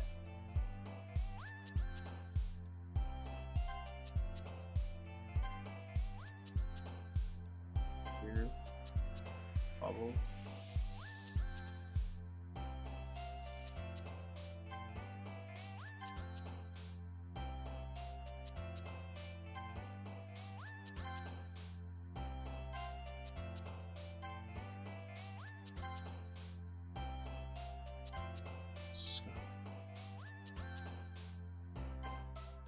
Alright. I was aiming to really, like, join Purple Head this round. Aw, man. I'm the last one here again. Don't worry. Were you practicing piano again? Yeah. You must have a lot of determination. Starting this club and now picking up piano? Well, maybe not determination, but I guess passion. Remember that the club wouldn't be here if it wasn't for y'all. And I'm super happy that you're all willing to help. Ah, I can't wait for that festival. It's gonna be great. Huh? Why aren't you complaining about it just yesterday? Well, yeah, I'm not talking about that part. But the whole day of school where we got to play, eat shit, and let it go. Sound a bit like Scaredy all of a sudden.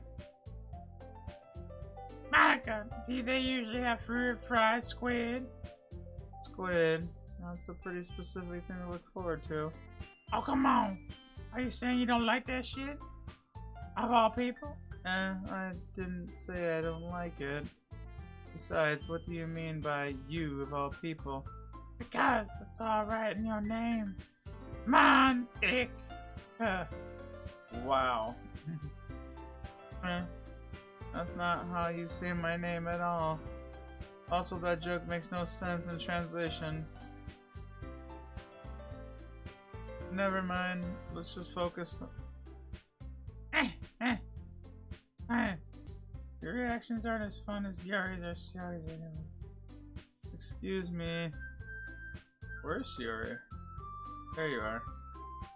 Yuri's sitting at the desk in the corner of the room. Hey, Nidge. I have my hand in front of her face. Facing out, you know. Sorry. Maybe you can go talk to everyone else. Is everything alright? Of course. Why wouldn't it be? It just feels like you're off. Sorry for assuming. Jeez, you worry too much. I'm fine. Big smiles. Don't let me distract you from having fun. Sure. Okay, so. I glanced at Yuri before turning back. Conversation dispersed with everyone, you know. Maybe I should ask Monica if she's noticed anything with Yuri. Since they've been preparing for the festival, they must be spending a lot of time. I approach Monica. Nidge, what is up? Hey, this might sound strange, but have you noticed anything up with Yuri lately? Anything with her? What way do you mean? Maybe I'm reading into it a little too much, but she seems down today. Oh, you think so? I can't say I've noticed anything about her. She appears across the room with Yuri, who is idly dragging a rubber eraser. Maybe there is something on her mind. I'm surprised I'm not the one asking you, Nidge. You certainly know her better than I. Yeah, but she's never really been like that. She always talked to me, you know. This time when I asked her, she was dismissive. Sorry, I know it's not your problem. I just wanted to ask if you knew anything. I'll just drop it. No. It's important to me too. I mean, I'm friends with her as well. And I also care about the well-being. Maybe I'll try talking to her myself. Are you sure? She seemed like she wanted to be left alone. Are you sure? Maybe she just had a hard time bringing up the person of interest. Person of interest? What do you mean by that? I'm saying that maybe the thing on her mind is you, Nidge. Me? How on earth would you come up with that? Well, I probably shouldn't say much, but Yuri talks about you more than anything. She's been so much happier ever since you joined the club. It's like an extra light was turned on. Nani? No way. Yuri is always like that. He's always been full of sunshine. It's not any different now. You're funny, Nidge. Have you thought that maybe you've always seen her as so cheerful? Because that's just how she is when she's around you? I said too much. I'm sorry, what do I know? I didn't mean to jump to conclusions, so you shouldn't just forget what I said. I'll try to talk to her, so try not to think about it. Good. I know she said to forget about it, but I already know that I won't be able to get her words out of my head. Monica stands up from her desk and walks across the room to Yuri. I watch her kneel. But the voice is quiet. I can't hear. I know Yuri told me not to worry about it and have fun. That's impossible to do. Exactly how much do I care about her that I'm letting this weigh me down? Now it feels like I'm the one behaving out of the ordinary. But there's nothing I can do now.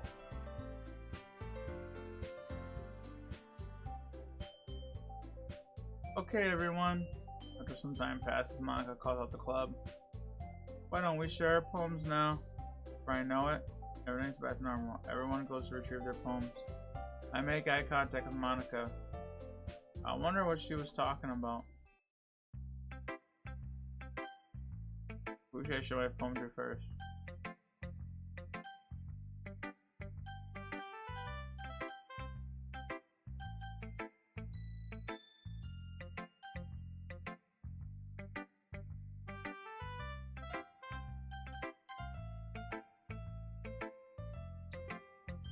Hi, Nidge.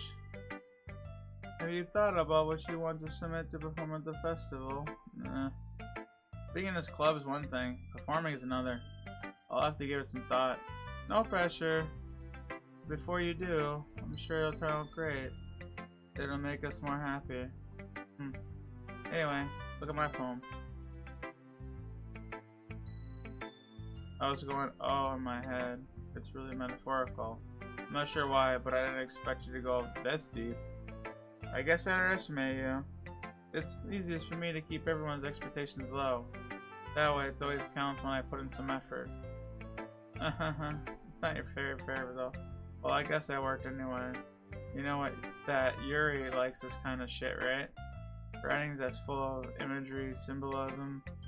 Unlike Yuri, who likes simple and direct words to describe happiness and sadness. Yuri likes it when readers are left to derive their own meaning out of it. Very challenging to write that, both allowing people to get something out of it, or letting them deeply analyze all of the nuances. It could take years of practice, which I'm assuming Yuri has at this point. I never really asked, though. I'm sure I'm nowhere near her level yet. Exactly. See, Yuri's on big brain shit. Exactly. I write like Yuri brain. Like that's why I like Yuri. I was like right away. I was like, well, it's not even. I don't know. I don't think it's years of practice. It's just a different way of writing. I don't even think it's like Yuri's. Like, you know, everyone's just got their own jam. To other people, it's like, it's so deep that other people might be like, oh my god, they're like on a different level. But it's like, I don't think so. I think it's just, right? I think it's just like, you know, some people just got a different way of like writing and doing stuff. And some people are, it almost comes off as like a try-hard, right? In a sense, Yuri's a try-hard and I'm a try-hard. But to me, it's like, I'm not trying hard. It's just how I do things, right? So, it's what it is. Don't worry so much about that. Do your own thing. Keep going. Anyway, I'll share my poem with you right now. The lady who knows everything. An old tale tells of a lady who wanders Earth.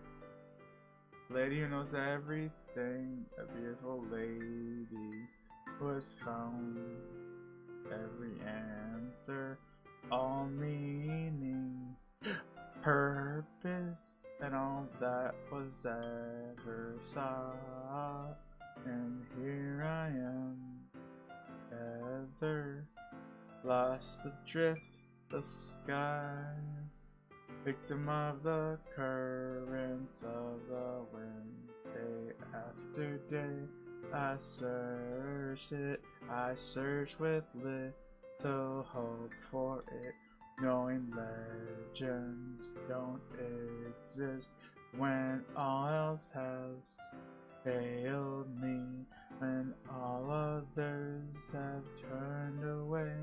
Legends all that remains the last day. Dim star glimmering in the sky will light the sky. Last dim of a twilit sky, until one day the wind ceases to blow me. I fall and I fall and fall more gentle as a feather, a dry quill, expressionless, but a hand catches me between the thumb and the forefinger of thee. The hand is the of a big, beautiful, strong lady. I look at her eyes and find to know end of her strong gaze. Lady who knows everything, knows what I am thinking, for I can speak. She responds in the most beautiful hollow voice found every answer, of all of which things I sink amount to nothing. There is no meaning, there is no purposing of anything, and we see only the impossible things. I am not your legend seeks it because it does not exist, and with a breath she blows me back, afloat up high. I pick it up and I sit down, I give a sigh and I pick it up. The gust of wind sighs, this is it. What is this? Is this a scary game? Sorry, I was just freestyling the poem to make it flow with the song. Yes, the short answer is yes. This game, it only gets scary after you played it for like, I don't remember how many hours. I'm not in scary mode yet though, which is kind of unfortunate. You know, I feel like learning and looking for answers are the sort of things that give life. Not to get too philosophical. It was kind of in my mind, so that's what I wrote about. I see. I never really put much thought. In a way, it's almost paradoxical. Because if we had all the answers, wouldn't the world start to lose meaning? You know, that's one way to put it. It seems like everyone in the club prefers writing about things that are more sad than happy. Are you surprised? I mean, if everything was okay, we wouldn't really have anything to write about. Humans aren't two-dimensional creatures. I think you'd know that better than anyone. You mean one-dimensional? Yeah, that. Anyway, Monica tip for the day. Are you ever too shy to share your writing because you're afraid it's not that good? It can be really disheartening to get a lukewarm response to something you put so much info. If you find other people who enjoy writing, then sharing becomes a lot easier. Because it's just telling you that your writing is good, okay, or bad. You want to focus more on everything that went into it and the things that you work on. Much more encouraging that way, and it will make you continue to improve. It's almost like having your own literature club, don't you think? Advice for today. Thanks for listening. Okay, there we have it. Who should I do the poem yet next? Natsuke. Oh man, this is a step backwards. What? I like the last two better. I mean, I guess I can't be mad at you for trying shit. As long as you're not just trying to impress Yuri. Gross. Okay. Like you said, I'm allowed to try new things.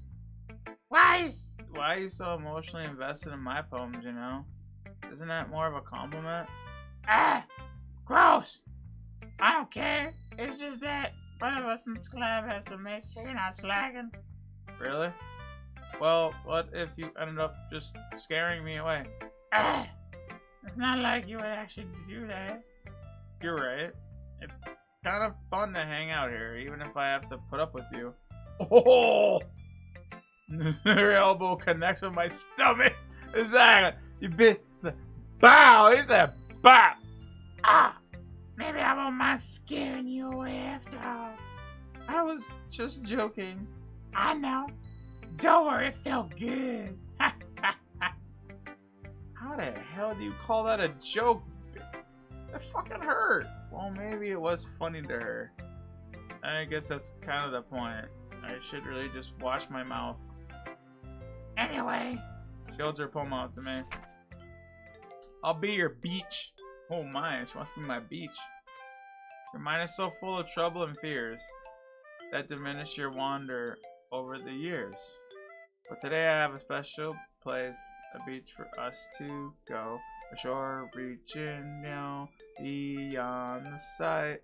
A sea that sparkles with brilliant light. The walls in your mind will melt you away.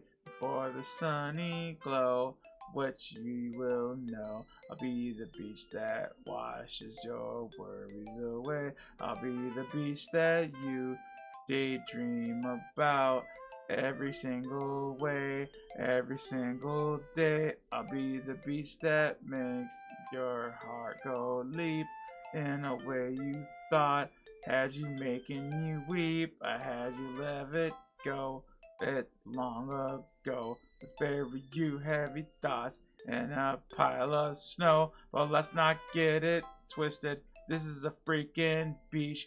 Nidge, read the screen before you sob and weep. Bathe in the sunbeams and hold my hand. Wash your insecurities in the salty sand and let me be your shine as in the sun. Because you don't Nidge, you will fail. Let's leave your memories in a footprint trail. Let you free your wine, windy sail, and remember the reasons you're wonderful. When you press your lips into the divine, then you will be mine. I'll be the beach that washes your worries far away from me. I'll be the beach that you daydream about each day. I'll be the beach that makes your heart leap away in a way that you thought had left you long ago. Will make you wanna sing so long ago. But if you let me by your desire's side, your own beach, your own escape, you'll learn to love yourself, oh, once again. Then you can escape your life of sin. Do do do do do. Alright, sorry. I'm freestyling, y'all probably think it's trash, but it's cool. Yeah, I felt like I kept writing about negative things, so I want to write something nice. Besides, the beach is awesome. Kind of hard to write something negative, you know, about the beach. So you decided to write about the beach first, and then you came up with that shit later? Yeah, well, it's only because of what happened yesterday. I mean, after you and I realized we kind of write about the same thing. She wanted to pick a topic, and then both of us write about it. Hey, can really see her doing that too. Begging us write about a simple topic, and try to impress me by coming up with something fancy. Not like I care. I did it anyway. I mean, I guess mine ended up being kind of metaphorical. There's nothing wrong with that. At the very least, it's practice. Yeah, her voice makes me die.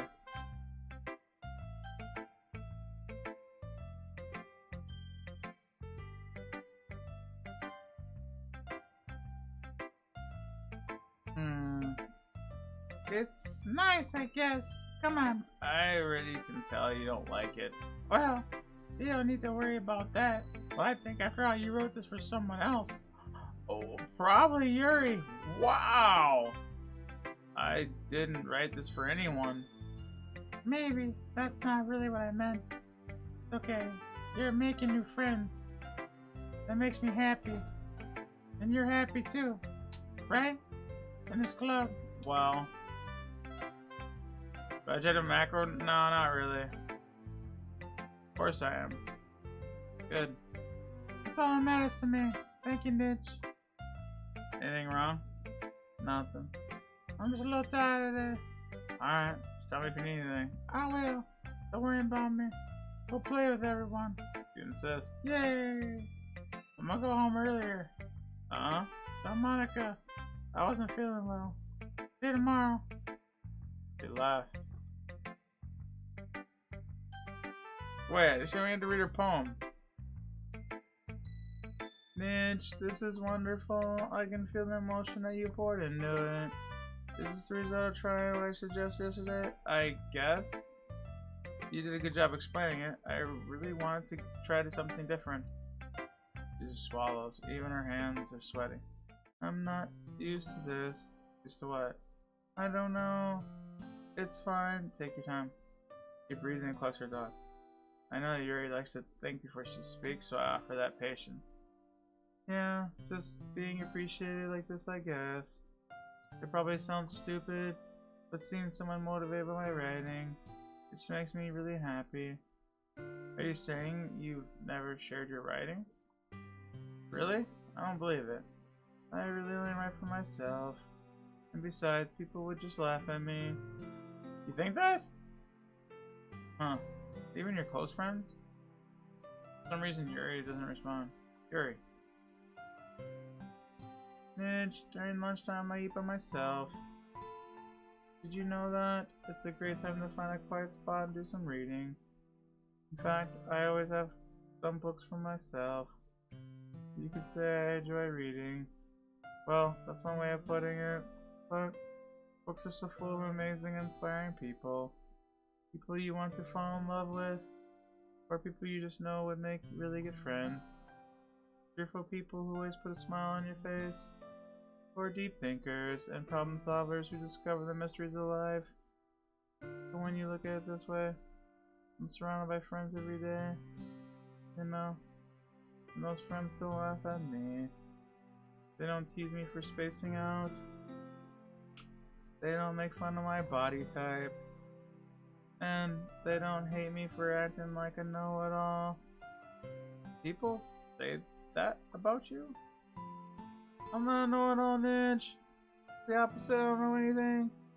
I don't know how to talk to people. I don't know how to make people see me as normal. I don't even know how to make myself happy. I have feelings, and all I can do with them is read and write. But it wasn't until now I started sharing it with you that I really understood what it was missing all the time. But I haven't really done anything. No, you're wrong. Being patient and respectful, it's important to me. I know I'm a difficult person, Nidge. I speak slowly. See? She speaks slowly. See, I was able to actually like decipher how she talks. I second guess myself all the time. I read too deeply into things. But every time, you've always treated me just like anyone else. It's so rare that I feel comfortable myself when I talk to others. But that's why every time I talk to you, I just feel really happy. I see. Well, I treat you how you deserve to be treated. And if other people don't see it that way, screw them. I mean, I joined this club hoping I could make friends. And I would say I've had at least one success. Yeah? Put it that way. We really are friends now, aren't we? Yuri puts her head in her hand, but this time she's smiling. You want to show me your poem? Oh, yeah. I do. Beach. Tomorrow, a million years in the making, where the womb of Earth chaotically meets the surface, under a clear blue sky and expanse of bliss, but breath, gray, rolling clouds, and endless enigma. The easiest world to get lost in is one where everything can be found.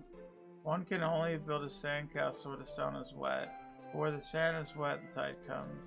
Will it gently lick at your foundations until you give in, or will it suddenly have you sending you crashing down in the blink of an eye? Either way, the outcome is the same, yet we still build sandcastles. I stand where the foam wraps around my ankles, where my toes squish into the sand. The salty air is therapeutic. The breeze is gentle, yet powerful. I sink my toes in the ultimate boundary line, tempted by the foamy tendrils. Turn back, and I abandon my peace to a road at the shore. Drift forward, and to return to the earth furthermore. I'm aware the beach is kind of an inane thing to write about, but I did my best to make a metaphorical approach to it. Yeah, Natsuki told me about it. She did.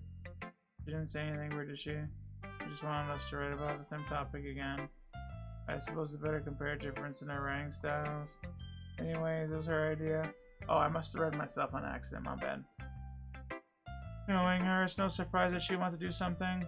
Yeah, oh, Sans is here too.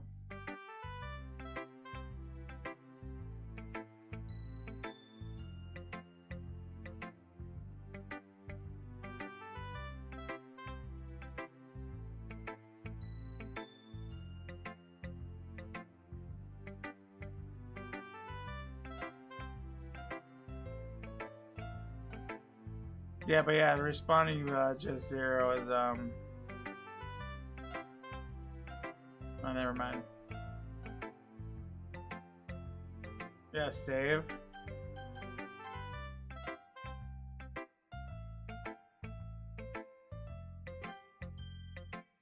She probably just wants to show off. It's not like I have a particular interest in her writing style. I just went with requests. I suppose it's not bad to write about something simple on occasion. It's refreshing, you know. Good for me to calm my thoughts once in a while. I guess.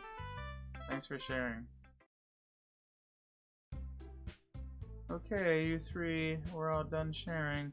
Why don't we start figuring out? Hold on a second. It's just me, or did you say something strange? Huh?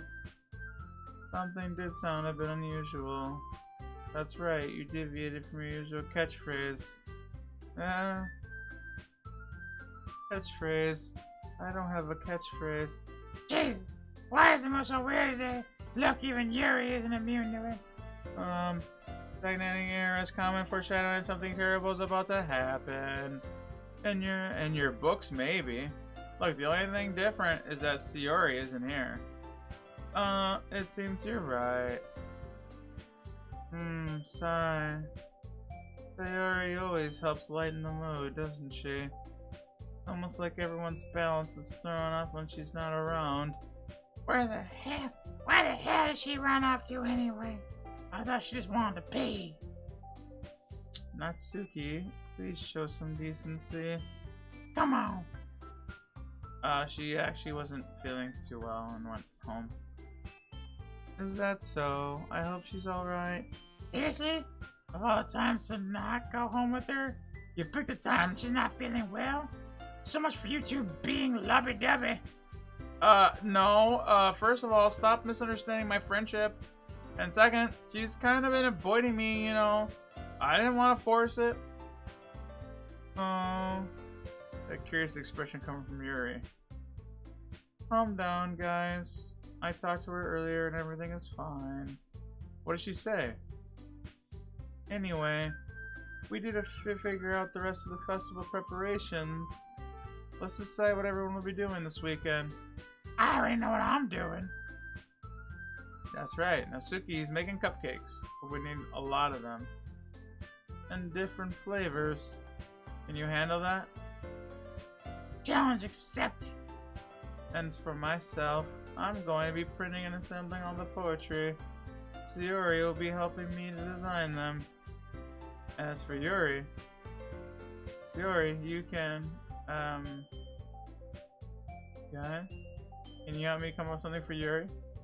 I'm useless. No, that's not at all. You're the most talented person here. No, Natsuki's pouting too. Jeez, even I can tell. I guess I never gave Sayuri enough credit, but I can tell things are even harder on you when she's not around. It's true. Again, this is the part I'm supposed to reload, and so the first, I feel like the first, like every night I was supposed to like pick each one of them, right? That may be the case, but if I can't also be a leader on my own, then I won't grow as a person. So Yuri, you have beautiful handwriting, so you should make banners and decorations. Atmosphere? About what? I love atmosphere. Yuri's expression changes. Your mind is already racing. That's great. You'll be a wonderful help, Yuri. But anyway, that just leaves you, Nidge. The one who is truly useless. Don't say that. In fact, both Natsuki and Yuri have some pretty heavy tasks to handle. It'd probably go a long way to give one of them a hand. You could always help me out as well. I would really be appreciative of that. That's my question. Maybe going on. I suppose I wouldn't mind help. Well, even if you don't know how to bake, there's always some dirty work. Not like Monica's gonna give me a choice and you shouldn't be sitting on your ass. Natsuki tries to mumble a bunch of excuses too. If I recall, Natsuki, you mentioned that you would like to handle the bacon on your own. Nidge may not like to be around if you only make him out to be a nuisance. Therefore, he may be more suited to assisting me. Hold on, I never said that. How hard could it be to make a few decorations anyways? Furthermore, I can just make excuses for Nidge to. Well, what are you saying? Extremely meticulous work? Baconism? So what do you think? Guys, let's settle down for a moment. In the end, I think it's up to Nidge. Besides, he hasn't really gotten the chance to spend any time with me yet, you know? So I'm sure he's interested in... You just said... I'm surprised as well. Sorry, I just was saying. Jesus, can we just settle this shit? Yeah, Nidge, you're okay, right? In the end, it's up to you. Of course.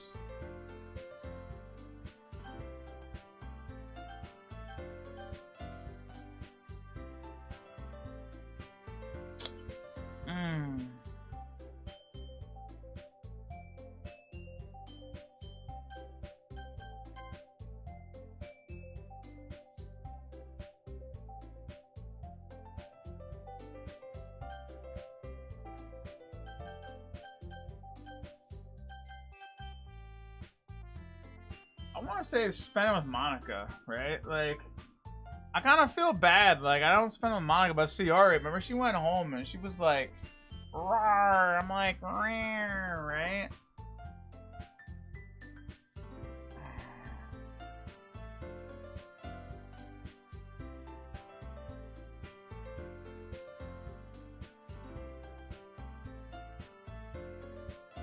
What do you guys think, chat?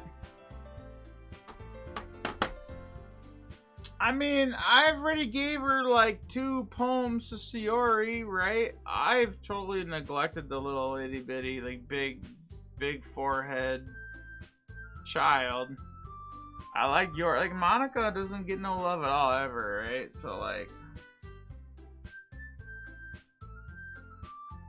I'm going with Monica.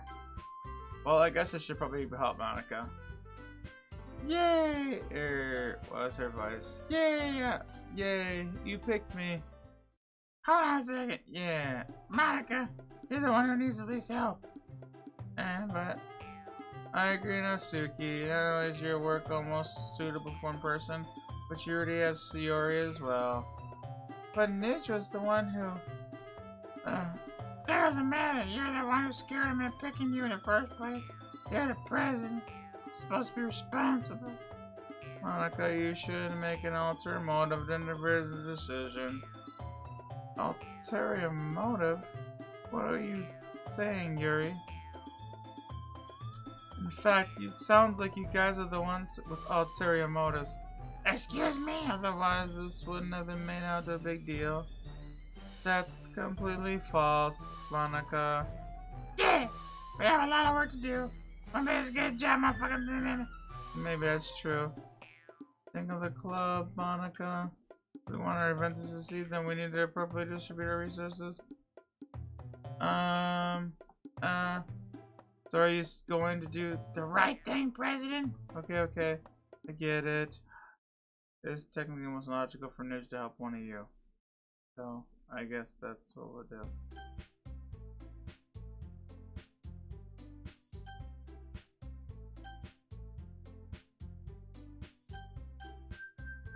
Oh wow, I picked her and like I got rejected.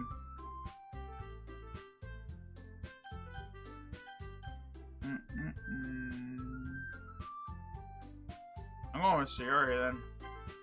I mean, if it's going to be anyone, then I prefer it with Sayori. Or neighbors, but Monica said... Monica says Sayori's helping her. Jeez. You really hate us that much? No. Sorry, I didn't mean for this to be difficult. Just think of the club, okay? I think I'm actually making good progress, right? Like big brain stuff, right? Think about it. Like I'm picking everyone. Like I'm trying to be mindful.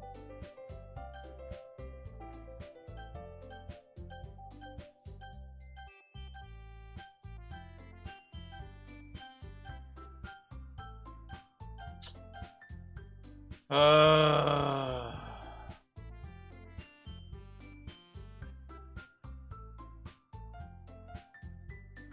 don't know what you guys think. Natsuki or Yuri?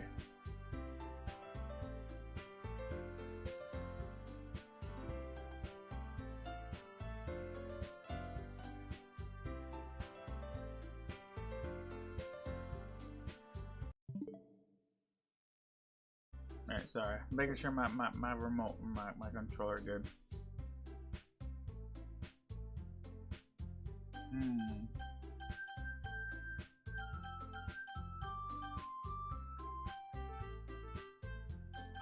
I'm always team Yuri. Old school. I'll put Natsuki. Well, baking sounds like fun, and you guys made it sound like a lot of work, so I could probably use two. Don't worry, bacon's ton of fun. You definitely agree. Just a minute ago you were saying that. That's because... Never mind. Well, anyway, you'll be fine by yourself, right, Yuri? Of course, I'm used to it after all. That's good. Even though Yuri is so melodramatic, it's a little hard to not feel bad. Exactly. Na na na na. So, it's all settled. Anything else? No, I think that's it. You all excited? Yes! Everything except the performance is gonna be awesome. I don't think this really counts. What about you, Nidge? Me? I guess you could say I'm interested to see how this is all gonna turn out. That's good enough for me. What about you, Yuri? Yuri? She's still soaking. Natsuki starts pouting too. It's not. I mean, it's not that big of a deal. Well, it might not be just that. I think that Yuri might just be feeling a little underappreciated in general. Having to come up with something for her to do and then nobody offering to help. That doesn't mean.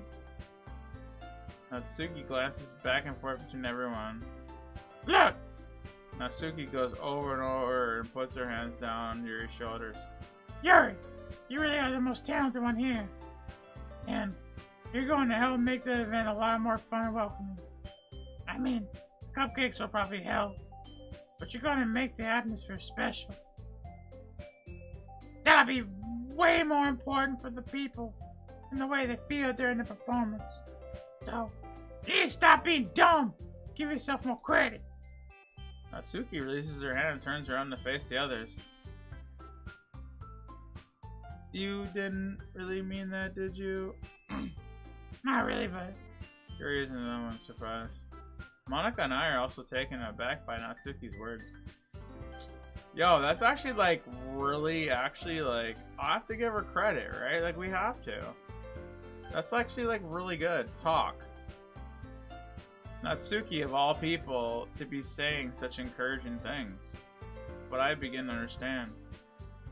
Natsuki was trying to actually like sound like Shiori. Even if it didn't work perfectly, I can tell that she actually tried to say something Shiori would say. Because Shiori always helps everyone smile and feel good. I'm sorry for being dumb. I'm going to do my best, and all of us are going to make it great. Yay! Yay! I hope to see everyone do their best. But with that, there's nothing more for today. So I guess it's time to head out. Okay, but I'm staying here longer. I really got to do my shit. Fair enough. There's nothing wrong with that. Everyone's packing up. I started following Monica and Yuri out. Alright, where are you going? Huh? We still need to figure out our plans for this weekend. You would have gotten home and realized that you didn't even have a way to contact me. Oh, true. I have no idea how that slipped my mind. Jesus, good thing I stopped you. Give you my number. You better not make it weird. Why would I do that? I'll show you the number. Okay. I'm coming over on Sunday. I'll bring in the ingredients. Wait, you're coming to my house? Yeah. What's wrong with that? I mean, I just figured that since I'm the one helping, I would be going to your house. Yeah, right. Like I could have a guy over my house. My dad killed me. Really? It's kind of strict if you ask me. Yeah, well, how do you think I feel? I can't do anything when Dad's home. Anyway, I just need to complain for a second. We have each other's numbers now. All I needed. Guess I'll text you. Alright. Yeah. I'm really gonna show you why I love bacon. So, you better look forward to it. Oh? Didn't you say you were just going to give me the dirty work? Well, I was just saying that. It's not like I would act like in front of her. Looking for it. Really? Kind of. Just because I never got to bake with anyone before. That's all. Okay, I get it. I'm sorry for overreacting. Anyway, I'm heading out now. See you Sunday. Ah! Never mind. Can't believe this. Natsuki is going to be coming to my house, even though I would have preferred to do this with Sayori. Oh.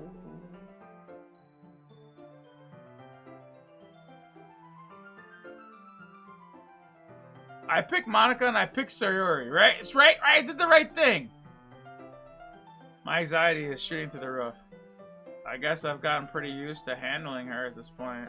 Who knows what might end up happening? She even told me she was looking forward to it.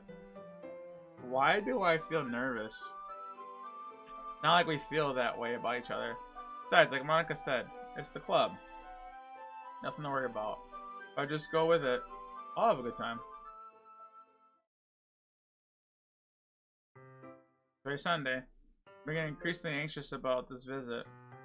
Keep telling myself there's no reason to be nervous. But it doesn't help much. I wonder if she'll act any different when it's just the two of us. Meanwhile, she's been texting a lot.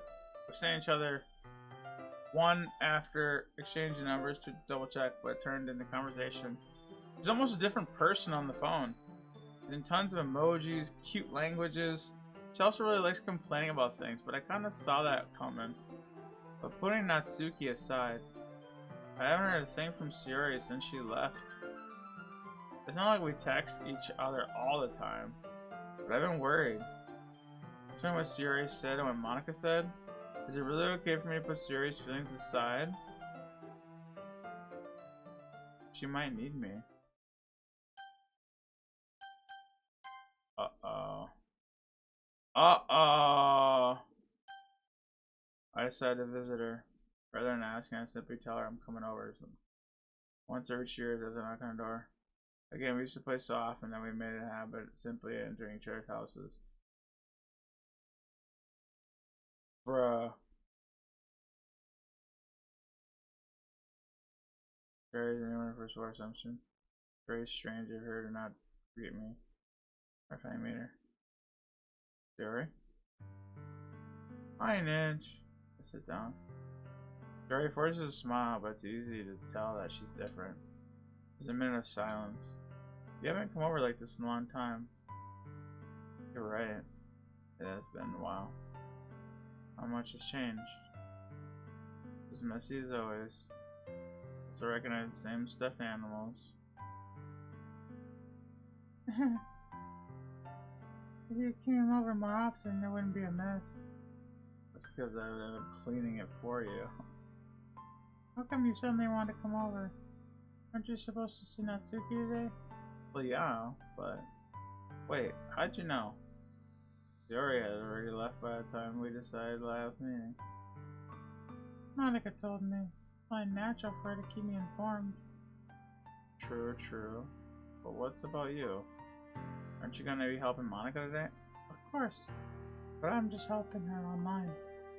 We didn't plan to meet up or anything. Ah, so it's just me and Natsuki then. Yep. There's more silence. Everything about her is really uncharacteristic. To get to the point, I just wanted to see you're feeling better, right? You know, you left, you weren't feeling well. If something's wrong, you know, you can't hand it from me. I know you too well, so Sherry smiles. That's no good, Nidge. Huh? Why can't it just be like it always been? My fault. If I didn't get so weak and accidentally express my feelings. If I didn't make that stupid mistake, then you wouldn't have been worried about me. You wouldn't have come here. You wouldn't have been thinking about me. But this is just my punishment. Being punished, being selfish. I think that's why the world decided to have you come over today. It just wants to torture me. Dory? Grab her by the shoulders. What are you saying? Are you listening to yourself? I know something happened. There's no other explanation. Tell me. Until I know, I won't be able to stop thinking. Siri gives me an empty smile. You really put me in a trap, Nidge, but you're wrong. Nothing happened. I've always been like this. You're just seeing it for the first time. Seeing what? You're talking about Siri. You're really just going to make me say it, huh? I guess I have no choice. Thing is, I've had really bad depression my whole life. Did you know that? Why do you think I'm late to school every day? Because most days, I can't even find a reason to get out of bed. What reason is there to do anything when I fully know what a worthless I am? Why go to school? Why eat? Why have friends? Why make others put their energy and caring to waste by having them spent on me? What it feels like. That's why I just want to make everyone happy. Without anyone worrying about me. I'm in shock. I can't even figure out how to respond. How was it possible that Sayori kept this from me my entire life? Did she really want so badly for me to just not think about her? Hi, Sayori. Huh. Why is it that you've never told me this? It almost feels like I've been betrayed as a friend that's so close. Because if I knew, I would have done anything to support you. Even if there's only so much I can do. I would have tried harder to make every day count more. So I'm your friend. All you have to do is tell me. You don't understand all, Nidge.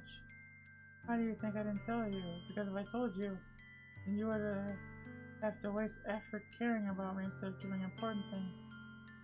I don't want to be cared about. Bittersweet that people try to care.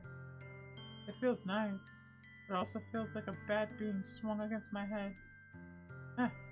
Why I wanted so badly for you to make friends with everyone else.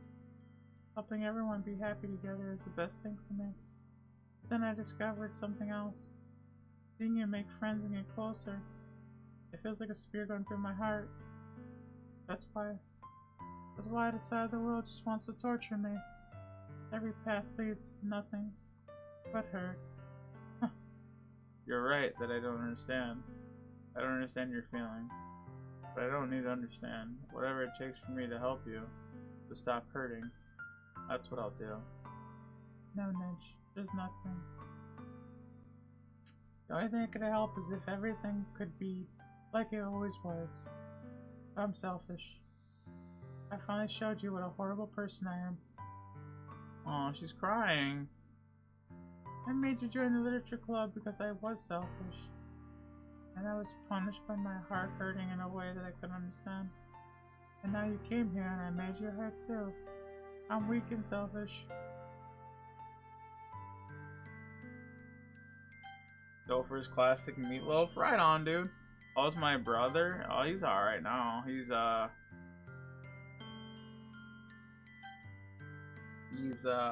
working, I think, right now. That's why I'm going to accept these punishments. Because I deserve them. Without thinking, I once again grabbed Sayori's shoulders. This time I pull her into my embrace. Sayori, I don't care if you're selfish. I'm really happy that you convinced me to join the club. Being every day makes it worth it.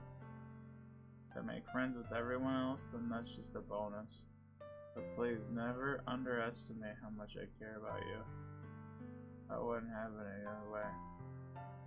Nidge. Sayori isn't hugging me back. It's despite my arms being wrapped around her. Scary's arms remain at her side.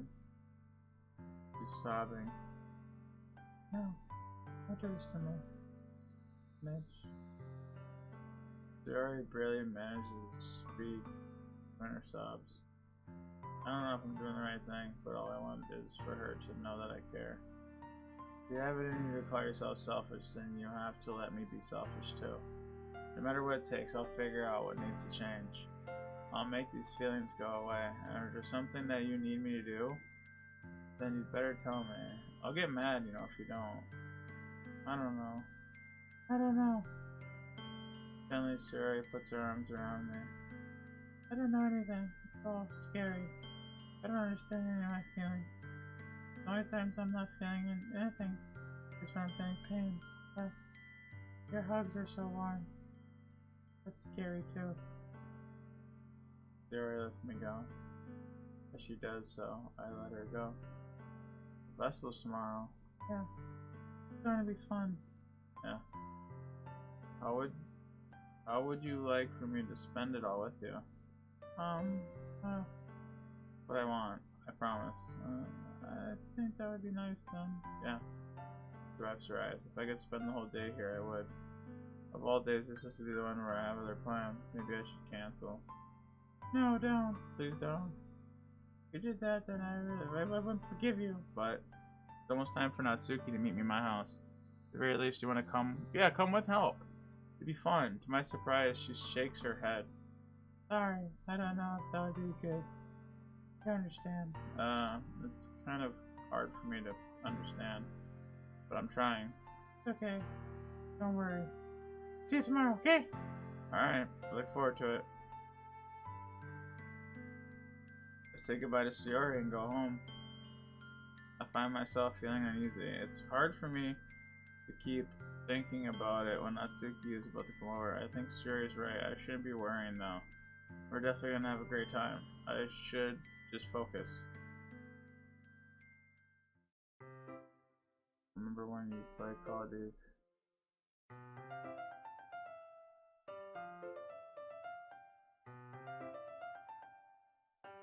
Yeah, that Key and Peele substitution. Hey, Ron! Yo, what's up? You see that he's using the Paramount commercials? Oh, yeah. Yeah, me and my brother were, probably weren't sober, to be fair. Right? We each probably, bought some beer or something, we were just, playing video games. It's only a few minutes back at home. Before I know it, she texted me to let me know she's outside. Without delay, I opened the door and let Natsuki in. What's up?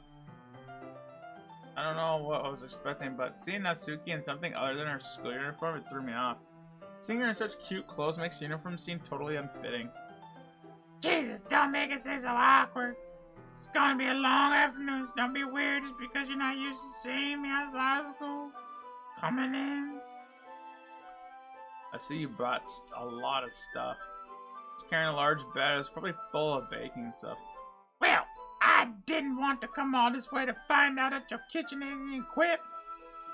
Yeah, no, Shiza. That's why we should went to your house. I get it. Your father, though, right?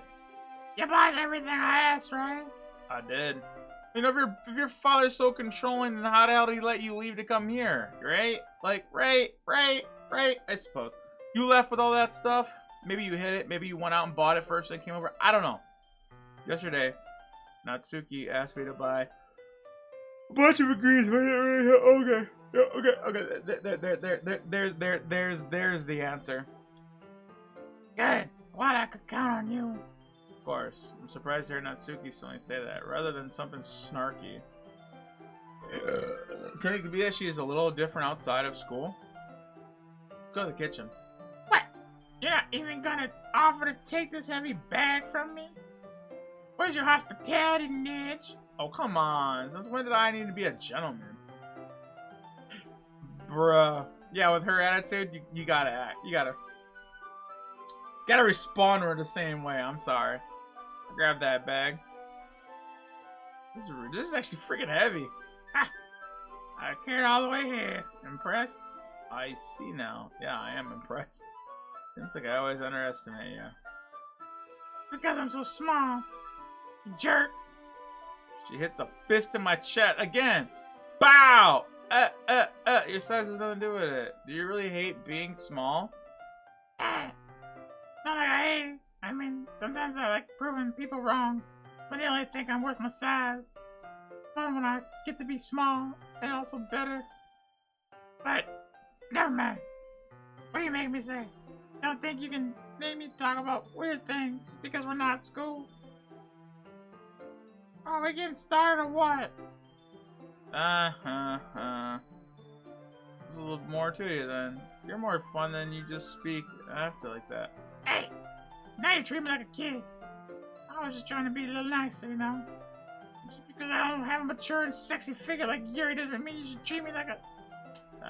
Natsuki catches her words. Oh, Natsuki. Forget it! I didn't say shit! I should apologize. I appreciate you're trying to be nicer. I should have been more considerate. If that's what you're thinking, then you should know that there are tons of guys who are into body types like yours. Ow, what do you know? Just trust me. Gross! Hey, was that to me? Who else?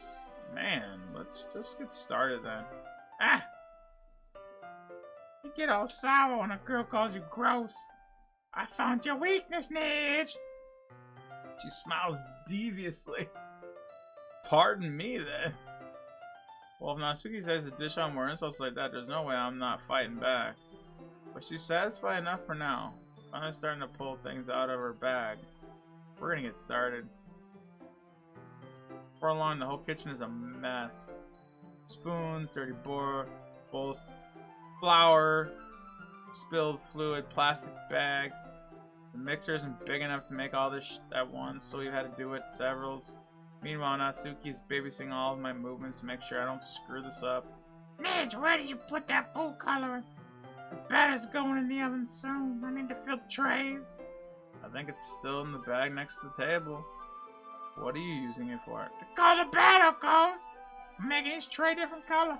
That way, even if the flavors aren't different, everyone can pick their favorite. Cute idea. Are we doing anything like that with the icing? Do you want to? You're asking me. I don't have a preference. Come on, you're not putting any heart into it? Can't you just try? I'm having fun. Not really sure what she's trying to get out of me. Well, I see her separate the batter into smaller bowls and put drops of food coloring in each. That does look pretty cool though. See? It's not like baking is just about following instructions.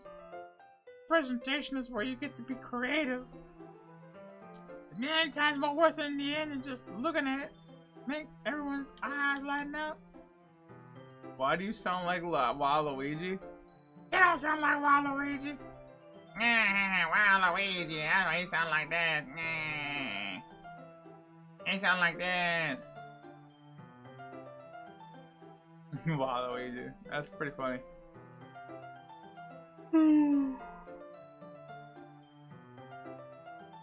I'm just doing different voices of every character in the game. I guess I could. I legitimately just could say screw it, right? And just read. Yeah, everyone's voice different or like the same.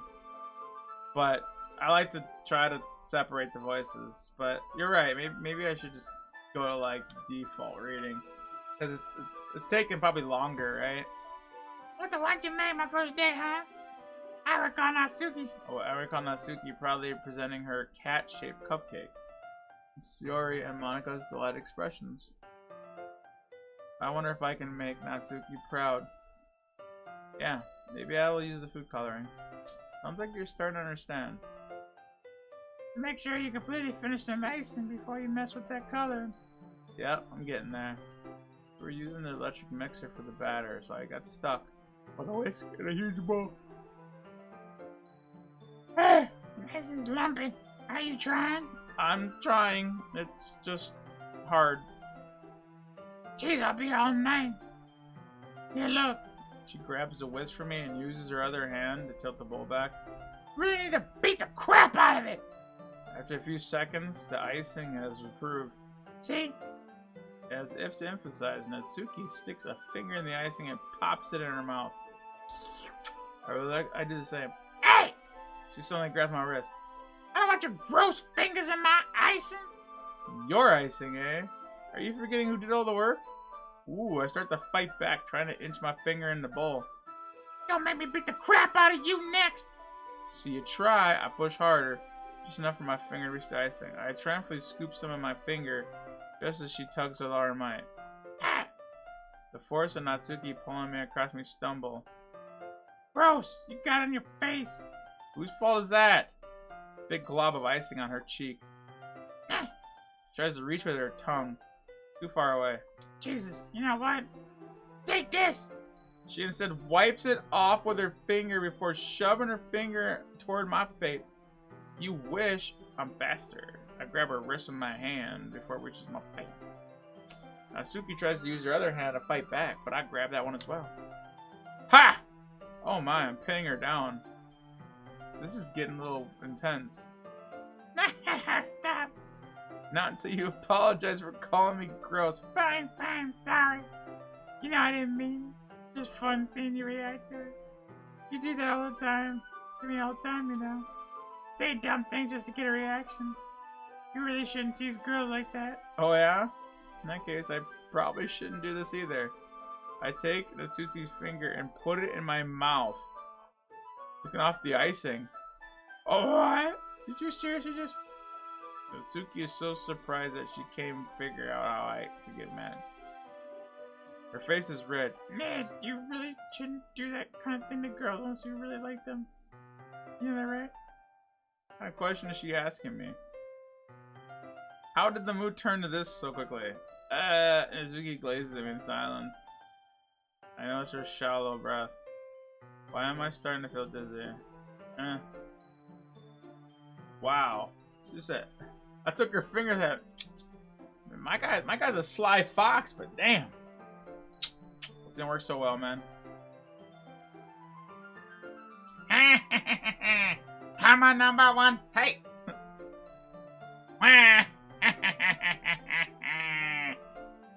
I don't know where the fire alarm's going off. Natsuki rushes to the oven. Something burning? I thought you didn't put the cupcakes in. Come on, you left a dirty tray in it, you dumbass. Would you make a mistake like that? You should have checked before turning the oven on. Don't blame me. She used an oven mitt to grab that shit out. She sets it on the stove. At another moment, the fire alarms are. Anyway, I'm putting them in the oven now. Yeah. Tension from the moment before it lingers. But the moment has been lost. I watch as Natsuki slides the cupcakes in. Then I put up the whisk and continue with the icing like nothing happened. Well, there goes our moment. Not so good. The cupcakes are ready to be pulled. As soon as Natsuki opens the oven door, a blast of sweet smell and aroma fills the room. Look at how cute they look. She probably shows off the different colored cakes. They'll look even better once we add the icing. Not like you need to tell me that. I brought decorating stuff, so I hope you can be creative. Scoop the ice. Natsuki hands me some bags. I have these nozzles that will make it look nice and stuff and fluffy. This one can make flowers. Probably won't be using it all though. What's this one for? I pick up the nozzles that has a much thinner tip. That's one really thin, so you can use it to make stripes. But you can also use it to write stuff on the cake. Like happy birthday or whatever. I see. I got an idea actually. Well, it's literature, right? We can make it more literature themed by writing different words on each cupcake. It would be fun to see people choose their cupcake based on a word they like. I was kind of expecting to say something stupid, but that's actually a really cute idea. Maybe I'm getting it from you. What's that supposed to mean? I'm not cute. Oh, come on, we're not at school. Nobody's judging. You can't dress and act like this and not expect me to think you're cute. Well. Oh, we're fair. Same with you. Did you say something? Nothing. Let's just do the icing. She picked up the paste and fastened the nozzle on each of the bags. There's a lot to do, so we shouldn't be wasting time. Yeah, I'll show you how to do it. Without giving me a chance to think, She moved on. She shows me how to apply the icing. When we're finally finishing, Natsuki puts them all side by side. Look how pretty they are. Yeah, they are. Oh, I wish I could have one now. Well, there's no reason you can't. I don't see any harm. No, yeah, my dad's making dinner tonight, so I really need to save my appetite. Sayori's the exact opposite in that regard. If she was here, she probably would have ate 10 already. And she would still eat dinner. Come on, that's just unhealthy. Besides, when my dad cooks, I need to eat as much of it as I can. Anyway, I was hoping we could have time for manga, but I need to be home for dinner. Already? Shame. It's your fault for working so slow, you know. You should have thought about that. It's not like you always have a chance. Man, as usual, Natsuki puts the blame on me. You can bring the cupcakes tomorrow. Right? If you and Sayori each carry some, then you can probably do it in one trip. Yeah, I can do that. Don't worry, I won't let her eat any, I promise. Ha! I wish she would listen to me the way she listens to you. Yeah, sure. I again think back to the conversation I had with Sayori earlier today. I felt so helpless. Sayori always does this to me, but at that point, it felt like she couldn't listen. Okay, I'm all packed up. Good work today. Yeah, you too. Fuck yeah, I guess. It's like that, Natsuki is already about to leave.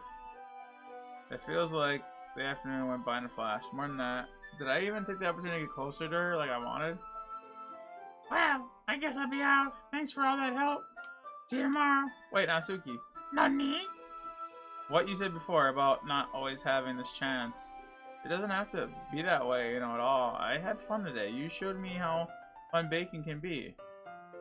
Besides that, you can come over anytime, okay? I think that if possible, I'd like to spend more time like this. If you want to read manga or go out somewhere. Do you really mean that? She looks at me tensely, like she's trying to hide her expression. Of course. I want to spend more time with you. I thought you only cared about getting this done. I'm sorry I had to leave so early today. I really didn't want to. I would really stay here longer if I could. I feel the same way as you. Whoa, she got fucking close to me. Yo, dude, she got way too fucking close. Yo, bro. She got real close to me. Wait, Natsuki. Standing inches from me, Natsuki looks at me. I feel her fingers gently clutch at the sides of my shirt as if holding onto me. Her rose-colored cheeks and matching eyes fill my vision. What is happening? My heart starts to go dizzy as I feel her soft breath. I felt it for a while now. She jumps back. Sorry? Eh? Oh, shit, she showed up! Ah! Hi, Nidge! Ah, Sayori! Just now we weren't, It's okay, Nidge. I just stopped by to say hi. Well, you should have come a little earlier. I'm already on my way out. Oh, really? That's too bad. Yeah, well, yeah, I'll see you at school, tomorrow, whatever. Doing my fucking cupcakes, bitch! Really flustered Natsuki. She hurried off, and Sayori waves goodbye. Sayori, I thought you didn't want to come help today, or come over. Well, I tried staying in my room. My relation was mean. I had to come here and say hi. See what? What are you talking about? How much fun you were having with Natsuki. Oh, no. And how close you got to her. It makes me feel happy. You made a good friend. That's all that matters. Tears start to fall down her face. That's all that matters to me. Well, I feel this way, Nidge. Am I supposed to be happy for you? Why does it feel like my heart is split in half? It hurts so much, everything hurts. This would be so much better if I could just disappear. Sorry, don't say that. It's true. True, Nidge. If I wasn't here, then you wouldn't have to waste your sympathy on me. You didn't have to put up with me being so selfish. Monica was right. I should just... Monica? Monica was right about what? Nidge, what I said before is true. I'm not going to let this continue. Caring about you like this isn't the burden your mind is out to be. It's something that makes me happy. It's something that I wouldn't trade for anything else. But even if it makes it takes an entire lifetime. I'm going to be by your side until you don't feel any more pain. But Tears away. I put my hand on her shoulder. scared, Nidge. I'm really scared. What are you scared of? That I might like you more than you like me. Shiori? True, isn't it? I was weak and started to like you too much. I did this to myself, Nidge. I like you so much I want to die. That's how I feel. And then That's enough, Shiori. I don't want you to hurt anymore. I slid my hand down her arm and squeezed her. Do you remember how I said I always know what's best for you? You still believe me? Wordlessly, she nods. Even if you don't understand all of your own feelings, I know that what you need the most right now. And that's what I'm going to give to you. Ooh. I love you. Those are my true feelings, so there's no way you could let me more than I like you. I should have realized it sooner, but spending time with everyone at the club, making new friends, and having fun with you every day helped me realize that you are truly the most important person to me. While I'll accept you and any of your burdens. As long as we continue like this every day, with you by my side, then I know you'll be happy. Nidge. Aww, suddenly Sarah wraps her arms around me. Is this really okay? Yeah. I hold Siri in my arms and pull her closer. You'll never have to let go of me again. Oh, it's so cute! I love you, Nidge. I want to be with you forever. Me too. It reminds me of like childhood shit, like, you know what I mean? Because obviously you're boy and I'm old now, but like, it brings me back to like, you know, puppy love, you know? Like, I don't know, I can't help it, man. I'm stupid like that, man. Like, I went through all this shit, like, aww. I'm sure, like, every girl I've ever dated, like, they'd be like, Nidge, look at this, you know what I mean? Could they imagine, like, their ex-boyfriend watching some cheesy anime thing, like, sobbing, like, acknowledging it? That's cool, yeah. I feel Shiori's grip around me weaken a little. What is this, Ari? I'm supposed to be happy. I always thought this would be the happiest moment for me, but why? Even now.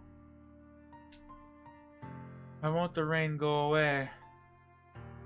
You're not going away, Nidge. It's okay, Shiori. It might take some time for things to get better, but no matter how long it takes, I'll be there.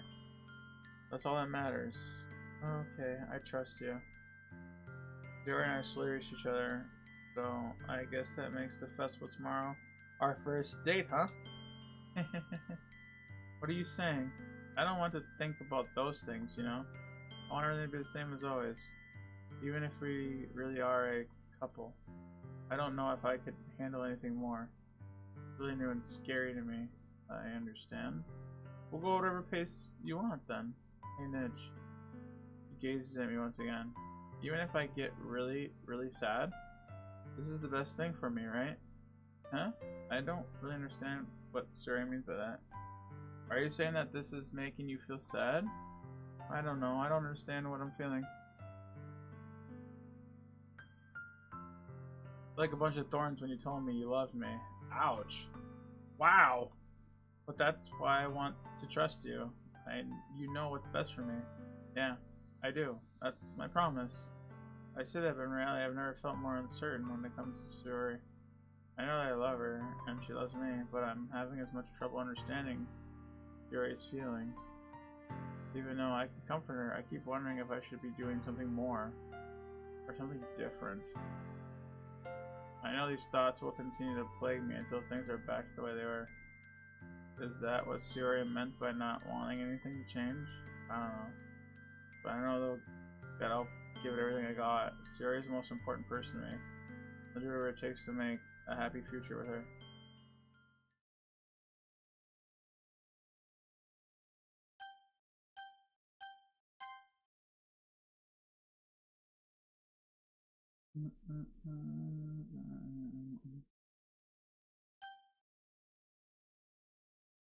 Of all days, I expected this to be the one where I'd be walking to school with Suri, but Suri isn't answering her phone. I consider going to the house to wake her up, but decided that it's a little too much. Meanwhile, preparations for the event should be nearly complete. I managed to carry all the cupcakes myself by carefully stacking the trays. Natsuki is already texting up a storm. I can't respond thanks to my hands. Funny enough, I already feel the same way as Natsuki about the event. I'm more excited for it to be over so I can spend some time with Sayori and Natsuki at the festival. Knowing Monica, I'm sure the event will be great too.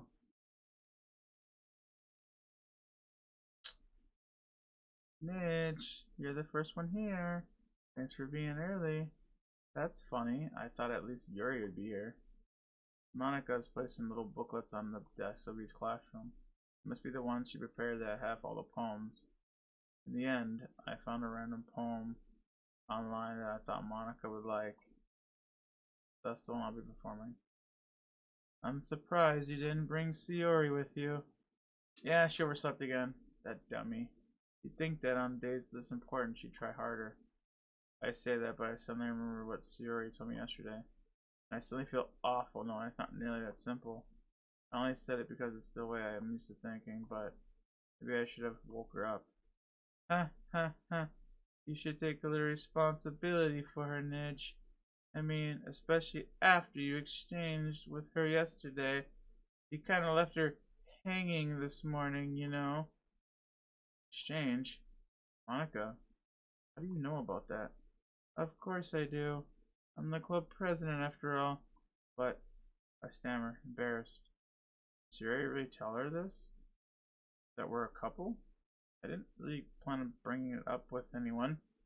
Jeez, you don't know the full story, you know. Don't worry. I probably know a lot more than you think. Eh? Michael's being as friendly as usual, but for some reason I feel a chill on my spine. Hey, do you want to check out the pamphlets? They really did come out nice. Sure, I grabbed one and laid it on my desk. Oh yeah, they did. Something like this will definitely help people take the club more seriously. Yeah, I thought so too. Each member's poem is neatly printed on its own page. I recognize Natsuki Yuri's poem from the ones.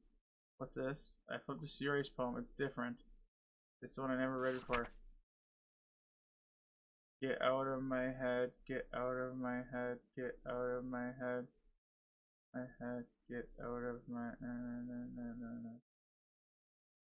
Oh man, this is where I get the goosebumps, man.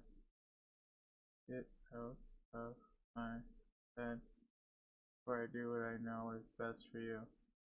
Get out of my head before I listen to everything she said to me. Get out of my head before I show you how much I love you. Before I finish writing this poem. I've never actually finished it, just stops.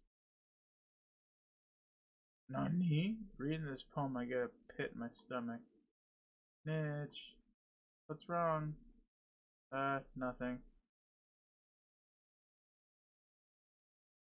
Poem completely feels different from anything I've ever read by her. More than that. I changed my mind. I'm going to get Sayori. Well, alright. Try not to take too long. I quickly leave. Don't strain yourself, Monica calls out. I run. What was I thinking? I should have tried harder for Sayori. Not a big deal. I'd at least wait for her, or at least wake her up. Even a simple gesture of walking her into school. I told her yesterday things would be the same. All she needed. Oh man, I reached Sayori's house. I don't expect an answer since she's not picking up. Like yesterday, I opened the door and let myself in. Oh man.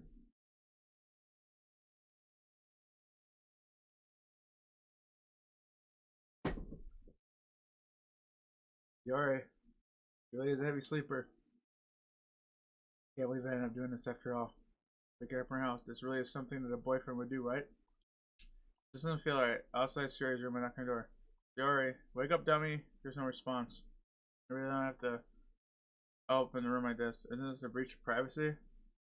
But she really isn't my choice. I gently open the door. Sayori.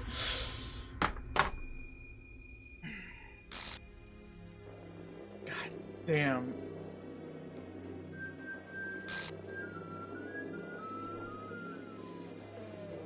God damn, that's so fucking sad. An exception has occurred. File game script, line 307. G traceback.txt for details.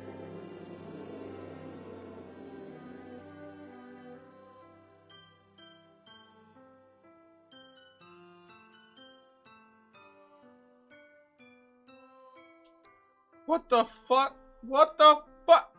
It's a nightmare. It has to be. This isn't real. There's no way this can be real. Sayori wouldn't do this. Everything was normal up until a few days ago. That's why I can't believe what my eyes are showing me. I suppressed the urge to vomit just yesterday. I told Sayori I would be there for her. I told her I know that's best and that everything will be okay. Why? Why would she do this? How could I be so helpless? What did I go wrong? Confessing to her. I shouldn't have confessed to her. That's not what Sayori needed then. She even told me how painful it is for others to care about her. Why did I confess to her and make her feel this? Why was I selfish? This is my fault. My storming thoughts keep telling me everything I could have done to prevent this. I just spend some more time with her. Walk to school with her and remain friends with her. I could have prevented this. I know I could have prevented this. Screw the Literature Club. Screw the festival. I lost my best friend. Someone I grew up with. She's gone. Forever now. Nothing I can do will bring her back. This isn't some game where I can reset and try something different. I had only one chance. I wasn't good enough. And now I carry this guilt till I die. Nothing in my life is worth more than hers. But I still couldn't do what she needed. Till now. I can never take it back. Never. Never, never, never, never, never. It's sad. Jesus fucking Christ. End. There you go, guys. Beat the game.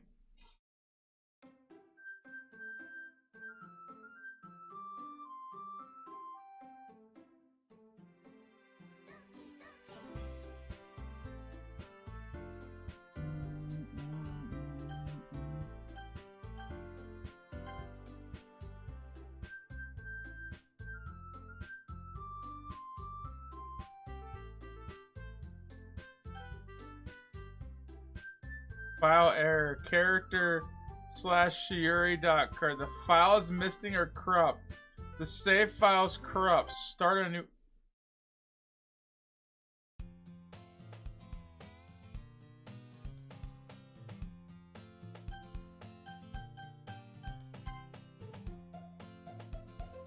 Wait. Oh shit, they deleted all my shit.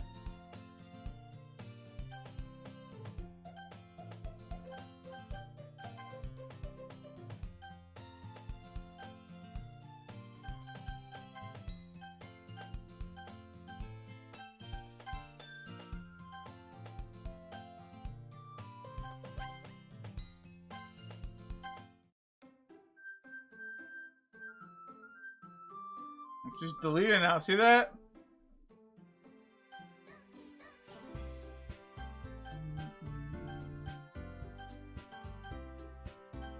Settings.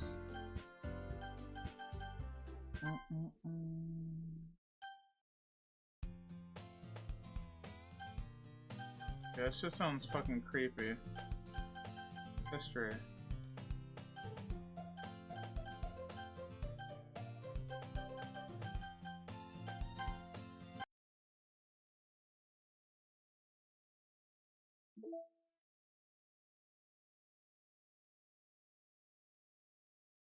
We'll see this shit. Monica, Natsuki, Yuri. They deleted her. Unable to open Monica. Unable. Save. They deleted my save games. Images. Homes. Oh, Sayori's winning words. Happiness, sadness, death, tragedy alone. Is this all my words? Not Suki's words. Is this how I win with the poems? Yeah, right here. Look at this. Check it out, dude. Right, Melancholy. Stories. Suicide 213. Okay, well, I guess Sayori. Right? That was her, right? Not Suki. Yuri.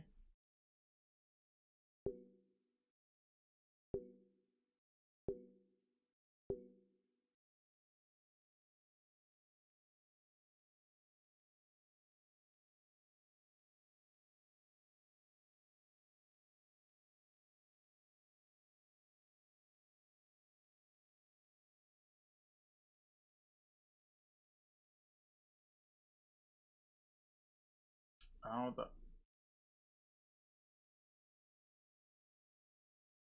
It says some script was deleted. I'm trying to like... The first time I played this... I don't know... Backup note, insecure directory.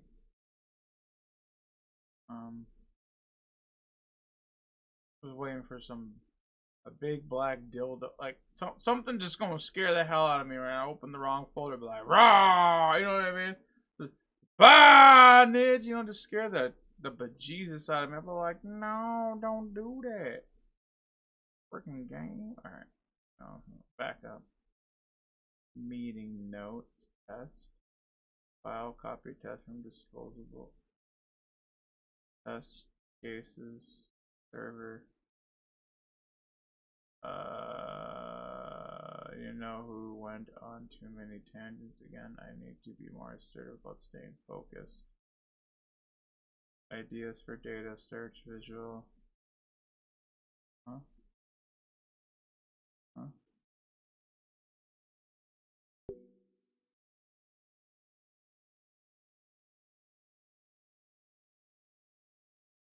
This is a scratch. Do not use it to store sensitive or permanent things. If you need access to files from encrypted, copy them indirectly. Do not copy them here. Rhea is working on setting up a proxy mail service so we can have proper remote communication without having to worry about the higher ups.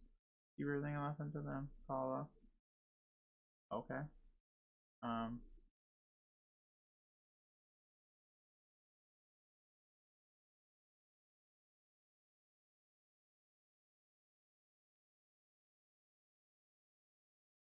Oh!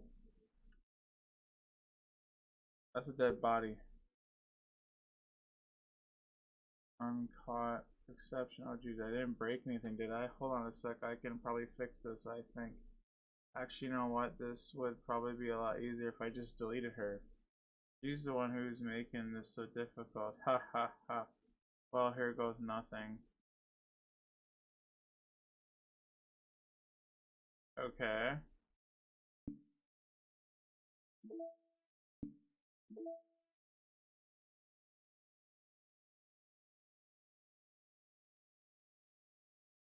Okay. So...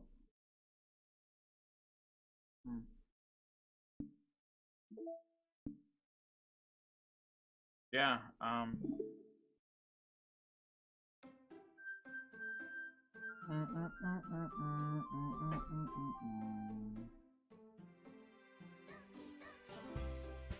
Doki Doki. It's Epic 7 time? Is that what you're saying? Are you saying we should quit and play some Epic 7? Is that what you're saying, Zach? I mean, I'll play it if that's what you want.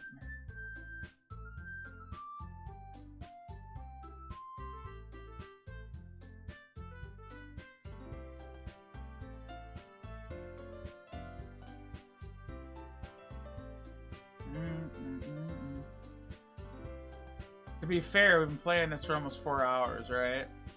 This is probably a good, yeah, way to stop this. Oh, 112. Duh, I'm so stupid. I'm so sorry. You're talking about the Eastern world of 911. 112, yeah. We call 911 where we live, where they live. They dial 112. I googled it. I think we had that conversation last time, right? When one of us googled it or something.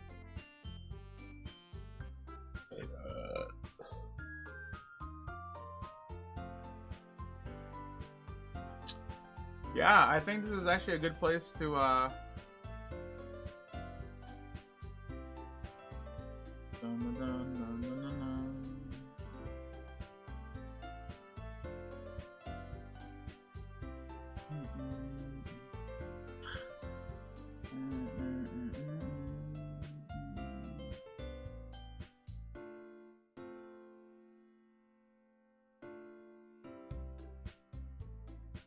Alright, anyways, yeah, we're gonna cut this then for tonight.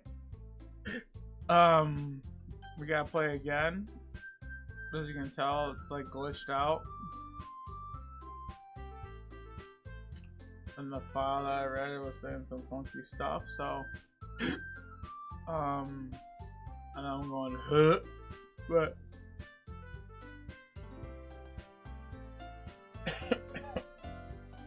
normally I'd be okay, but can't help it.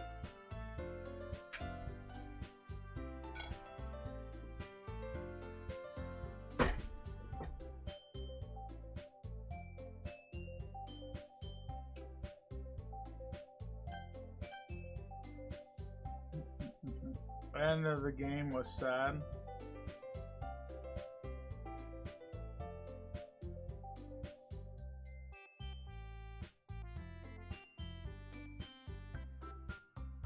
Oh, look at, dude, Zach, there. I see an annoying girl running around toward me from a distance, waving her arms. That girl is my neighbor and good friends. You know, the kind of girl you'd never find yourself making today. We used to walk to school together, but starting around high school. But if she's going to chase after me like this, I want to run away. I just let her catch. Ah! Jesus fucking Christ, dude!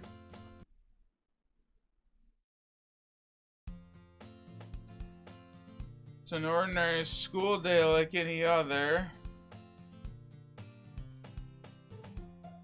Mornings are usually the worst, being surrounded by couples and friend dudes. Meanwhile, I've always walked to school alone. I always tell myself it's about time I meet some chicks and stuff. I have no motivation. I'm perfectly content just getting by while spending my free time with anime. There's always the anime club.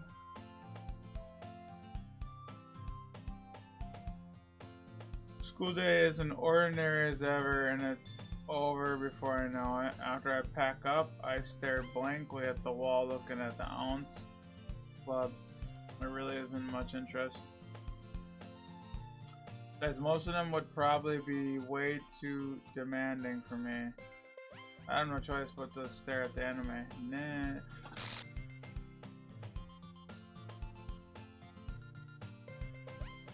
Monica? Oh my goodness, I totally didn't expect to see you here. It's been a while, right? Yeah? She smiles sweetly. We do know each other. Well, we really talked, but we were in the same class like last year. Monica was probably the most popular girl in class. Smart, beautiful, athletic. Basically, out of my league. So having her smile at me is legit. What did you come here for? Oh, I've just been looking for some supplies to use for my club. Do you know if there's any construction paper in here? Or markers? I guess you could check the closet. You're in the debate club, right? Haha, about that. I actually quit that. What? Yeah. To be honest, I can't stand all the politics. It feels like nothing but arguing about the budget and publicity and how to prepare. I'd much rather take something I personally enjoy and make something special out of it. In that case, what club did you decide to join? I'm starting a new one. Oh, fuck! Jesus Christ, I'm getting zapped in the head! A literature club. Literature? That sounds kind of dull. How many members?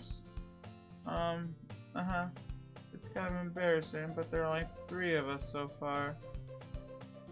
It's really hard to find new members for something that sounds so boring.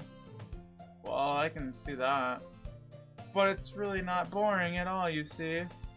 Literature can be anything. Reading, writing, poetry. I mean, one of my members even keeps her manga collection in the club room. Wait, really? Yeah, funny, right? She always insists that manga's literature too. I mean, she's not wrong. Besides, member's a member. Did Maka say she? Hey Nidge, By any chance, are you still looking for a club to join? I mean, I guess, but in that case, is there any chance you can do me a favor? I won't ask you to join, but if you could do it, at the very least visit my club. It'll make me happy. Please? Well, I guess I have no reason to refuse.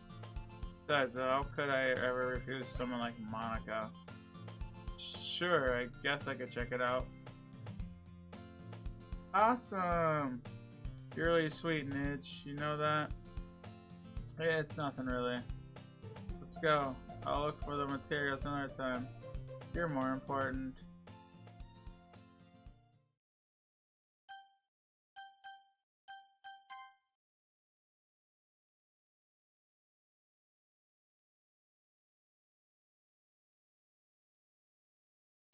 I don't know, Zach, if you're following this, bro. You already see what's going on, man. Yeah, I'm gonna end this right now. I think you know what? We're gonna load it up again, right? And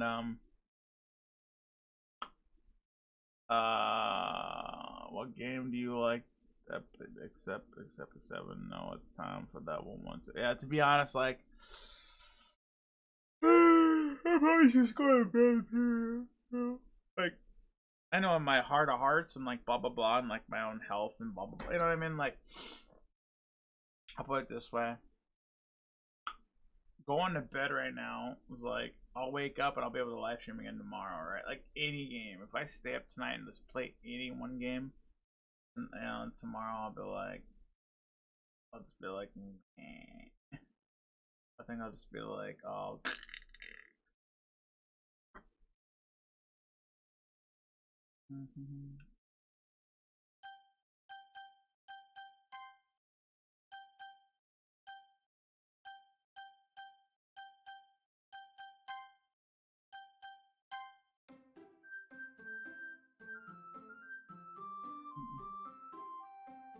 Here it comes, here it comes.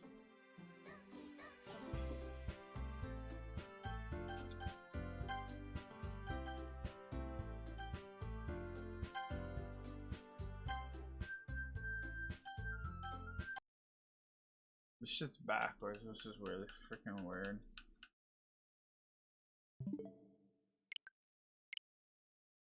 Doki Doki! Like, this is weird, man. Can't fuck with your head, man. Poor Siori, you know. But yeah, and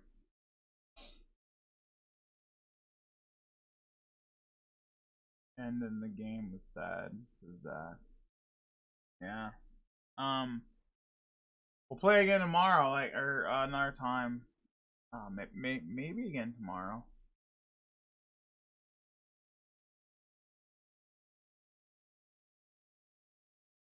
What game do you like more, this game or Epic 7?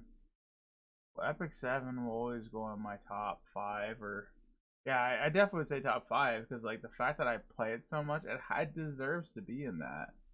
And then Epic 7 or Doki Doki, it deserves to be in the top 5 as well, like it does, because like throughout my life, even now as an adult, you know, like obviously Mega Man is gonna be in there too, because like, but to be fair, like Mega Man's not even like an impressive game overall, right? Like maybe at its time, maybe it was innovative, but to be fair, there was nothing like.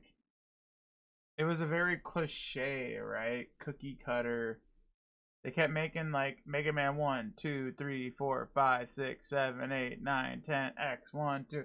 It was the same fucking game. It literally was the same shit, different pile, right? And there's nothing wrong with that. It was just back then we didn't have internet, right? So when you get a sequel, you're just getting more juice, right? Versus now, you know, as a consumer, it's like you get something, and then all you're getting an update, right? You're getting a new level. Like look at the game I play, Epic 7. They keep updating the game. They keep giving me more levels to beat. In reality, I'm getting Mega Man 1, 2, 3, 4, 5, 6, 7, 8, 9. I'm getting all the sequels for free, essentially, on Epic 7. You can even argue then say that this is Final Fantasy. Just imagine it was Final Fantasy, right? Just imagine that if Final Fantasy didn't exist before, and all of a sudden you got Final Fantasy. Like now you got Final Fantasy 1, 2, 3, 4, 5. You know, with the update, like that's it. Each episode in Epic 7 was just another Final Fantasy. If you guys don't believe me, like these episodes are freaking long. Like it takes hours to beat them. Sure, it's not the same. You know, things are different. It's a phone, right? So you're not gonna have the same way of controlling your characters. But at the end of the day, it still is what it is. But you know what, everybody? Though, thank you for joining. I got a little bit traumatized there, which normally happens for me.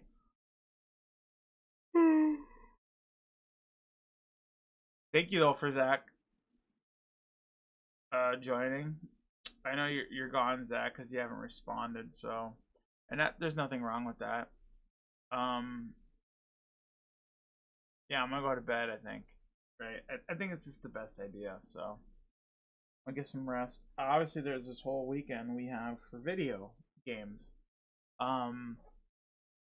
SMG4 / Brandon Rogers / other things. And also, we are going to get back into this too. Like, it's all gonna happen. This doesn't make sense to get some sleep.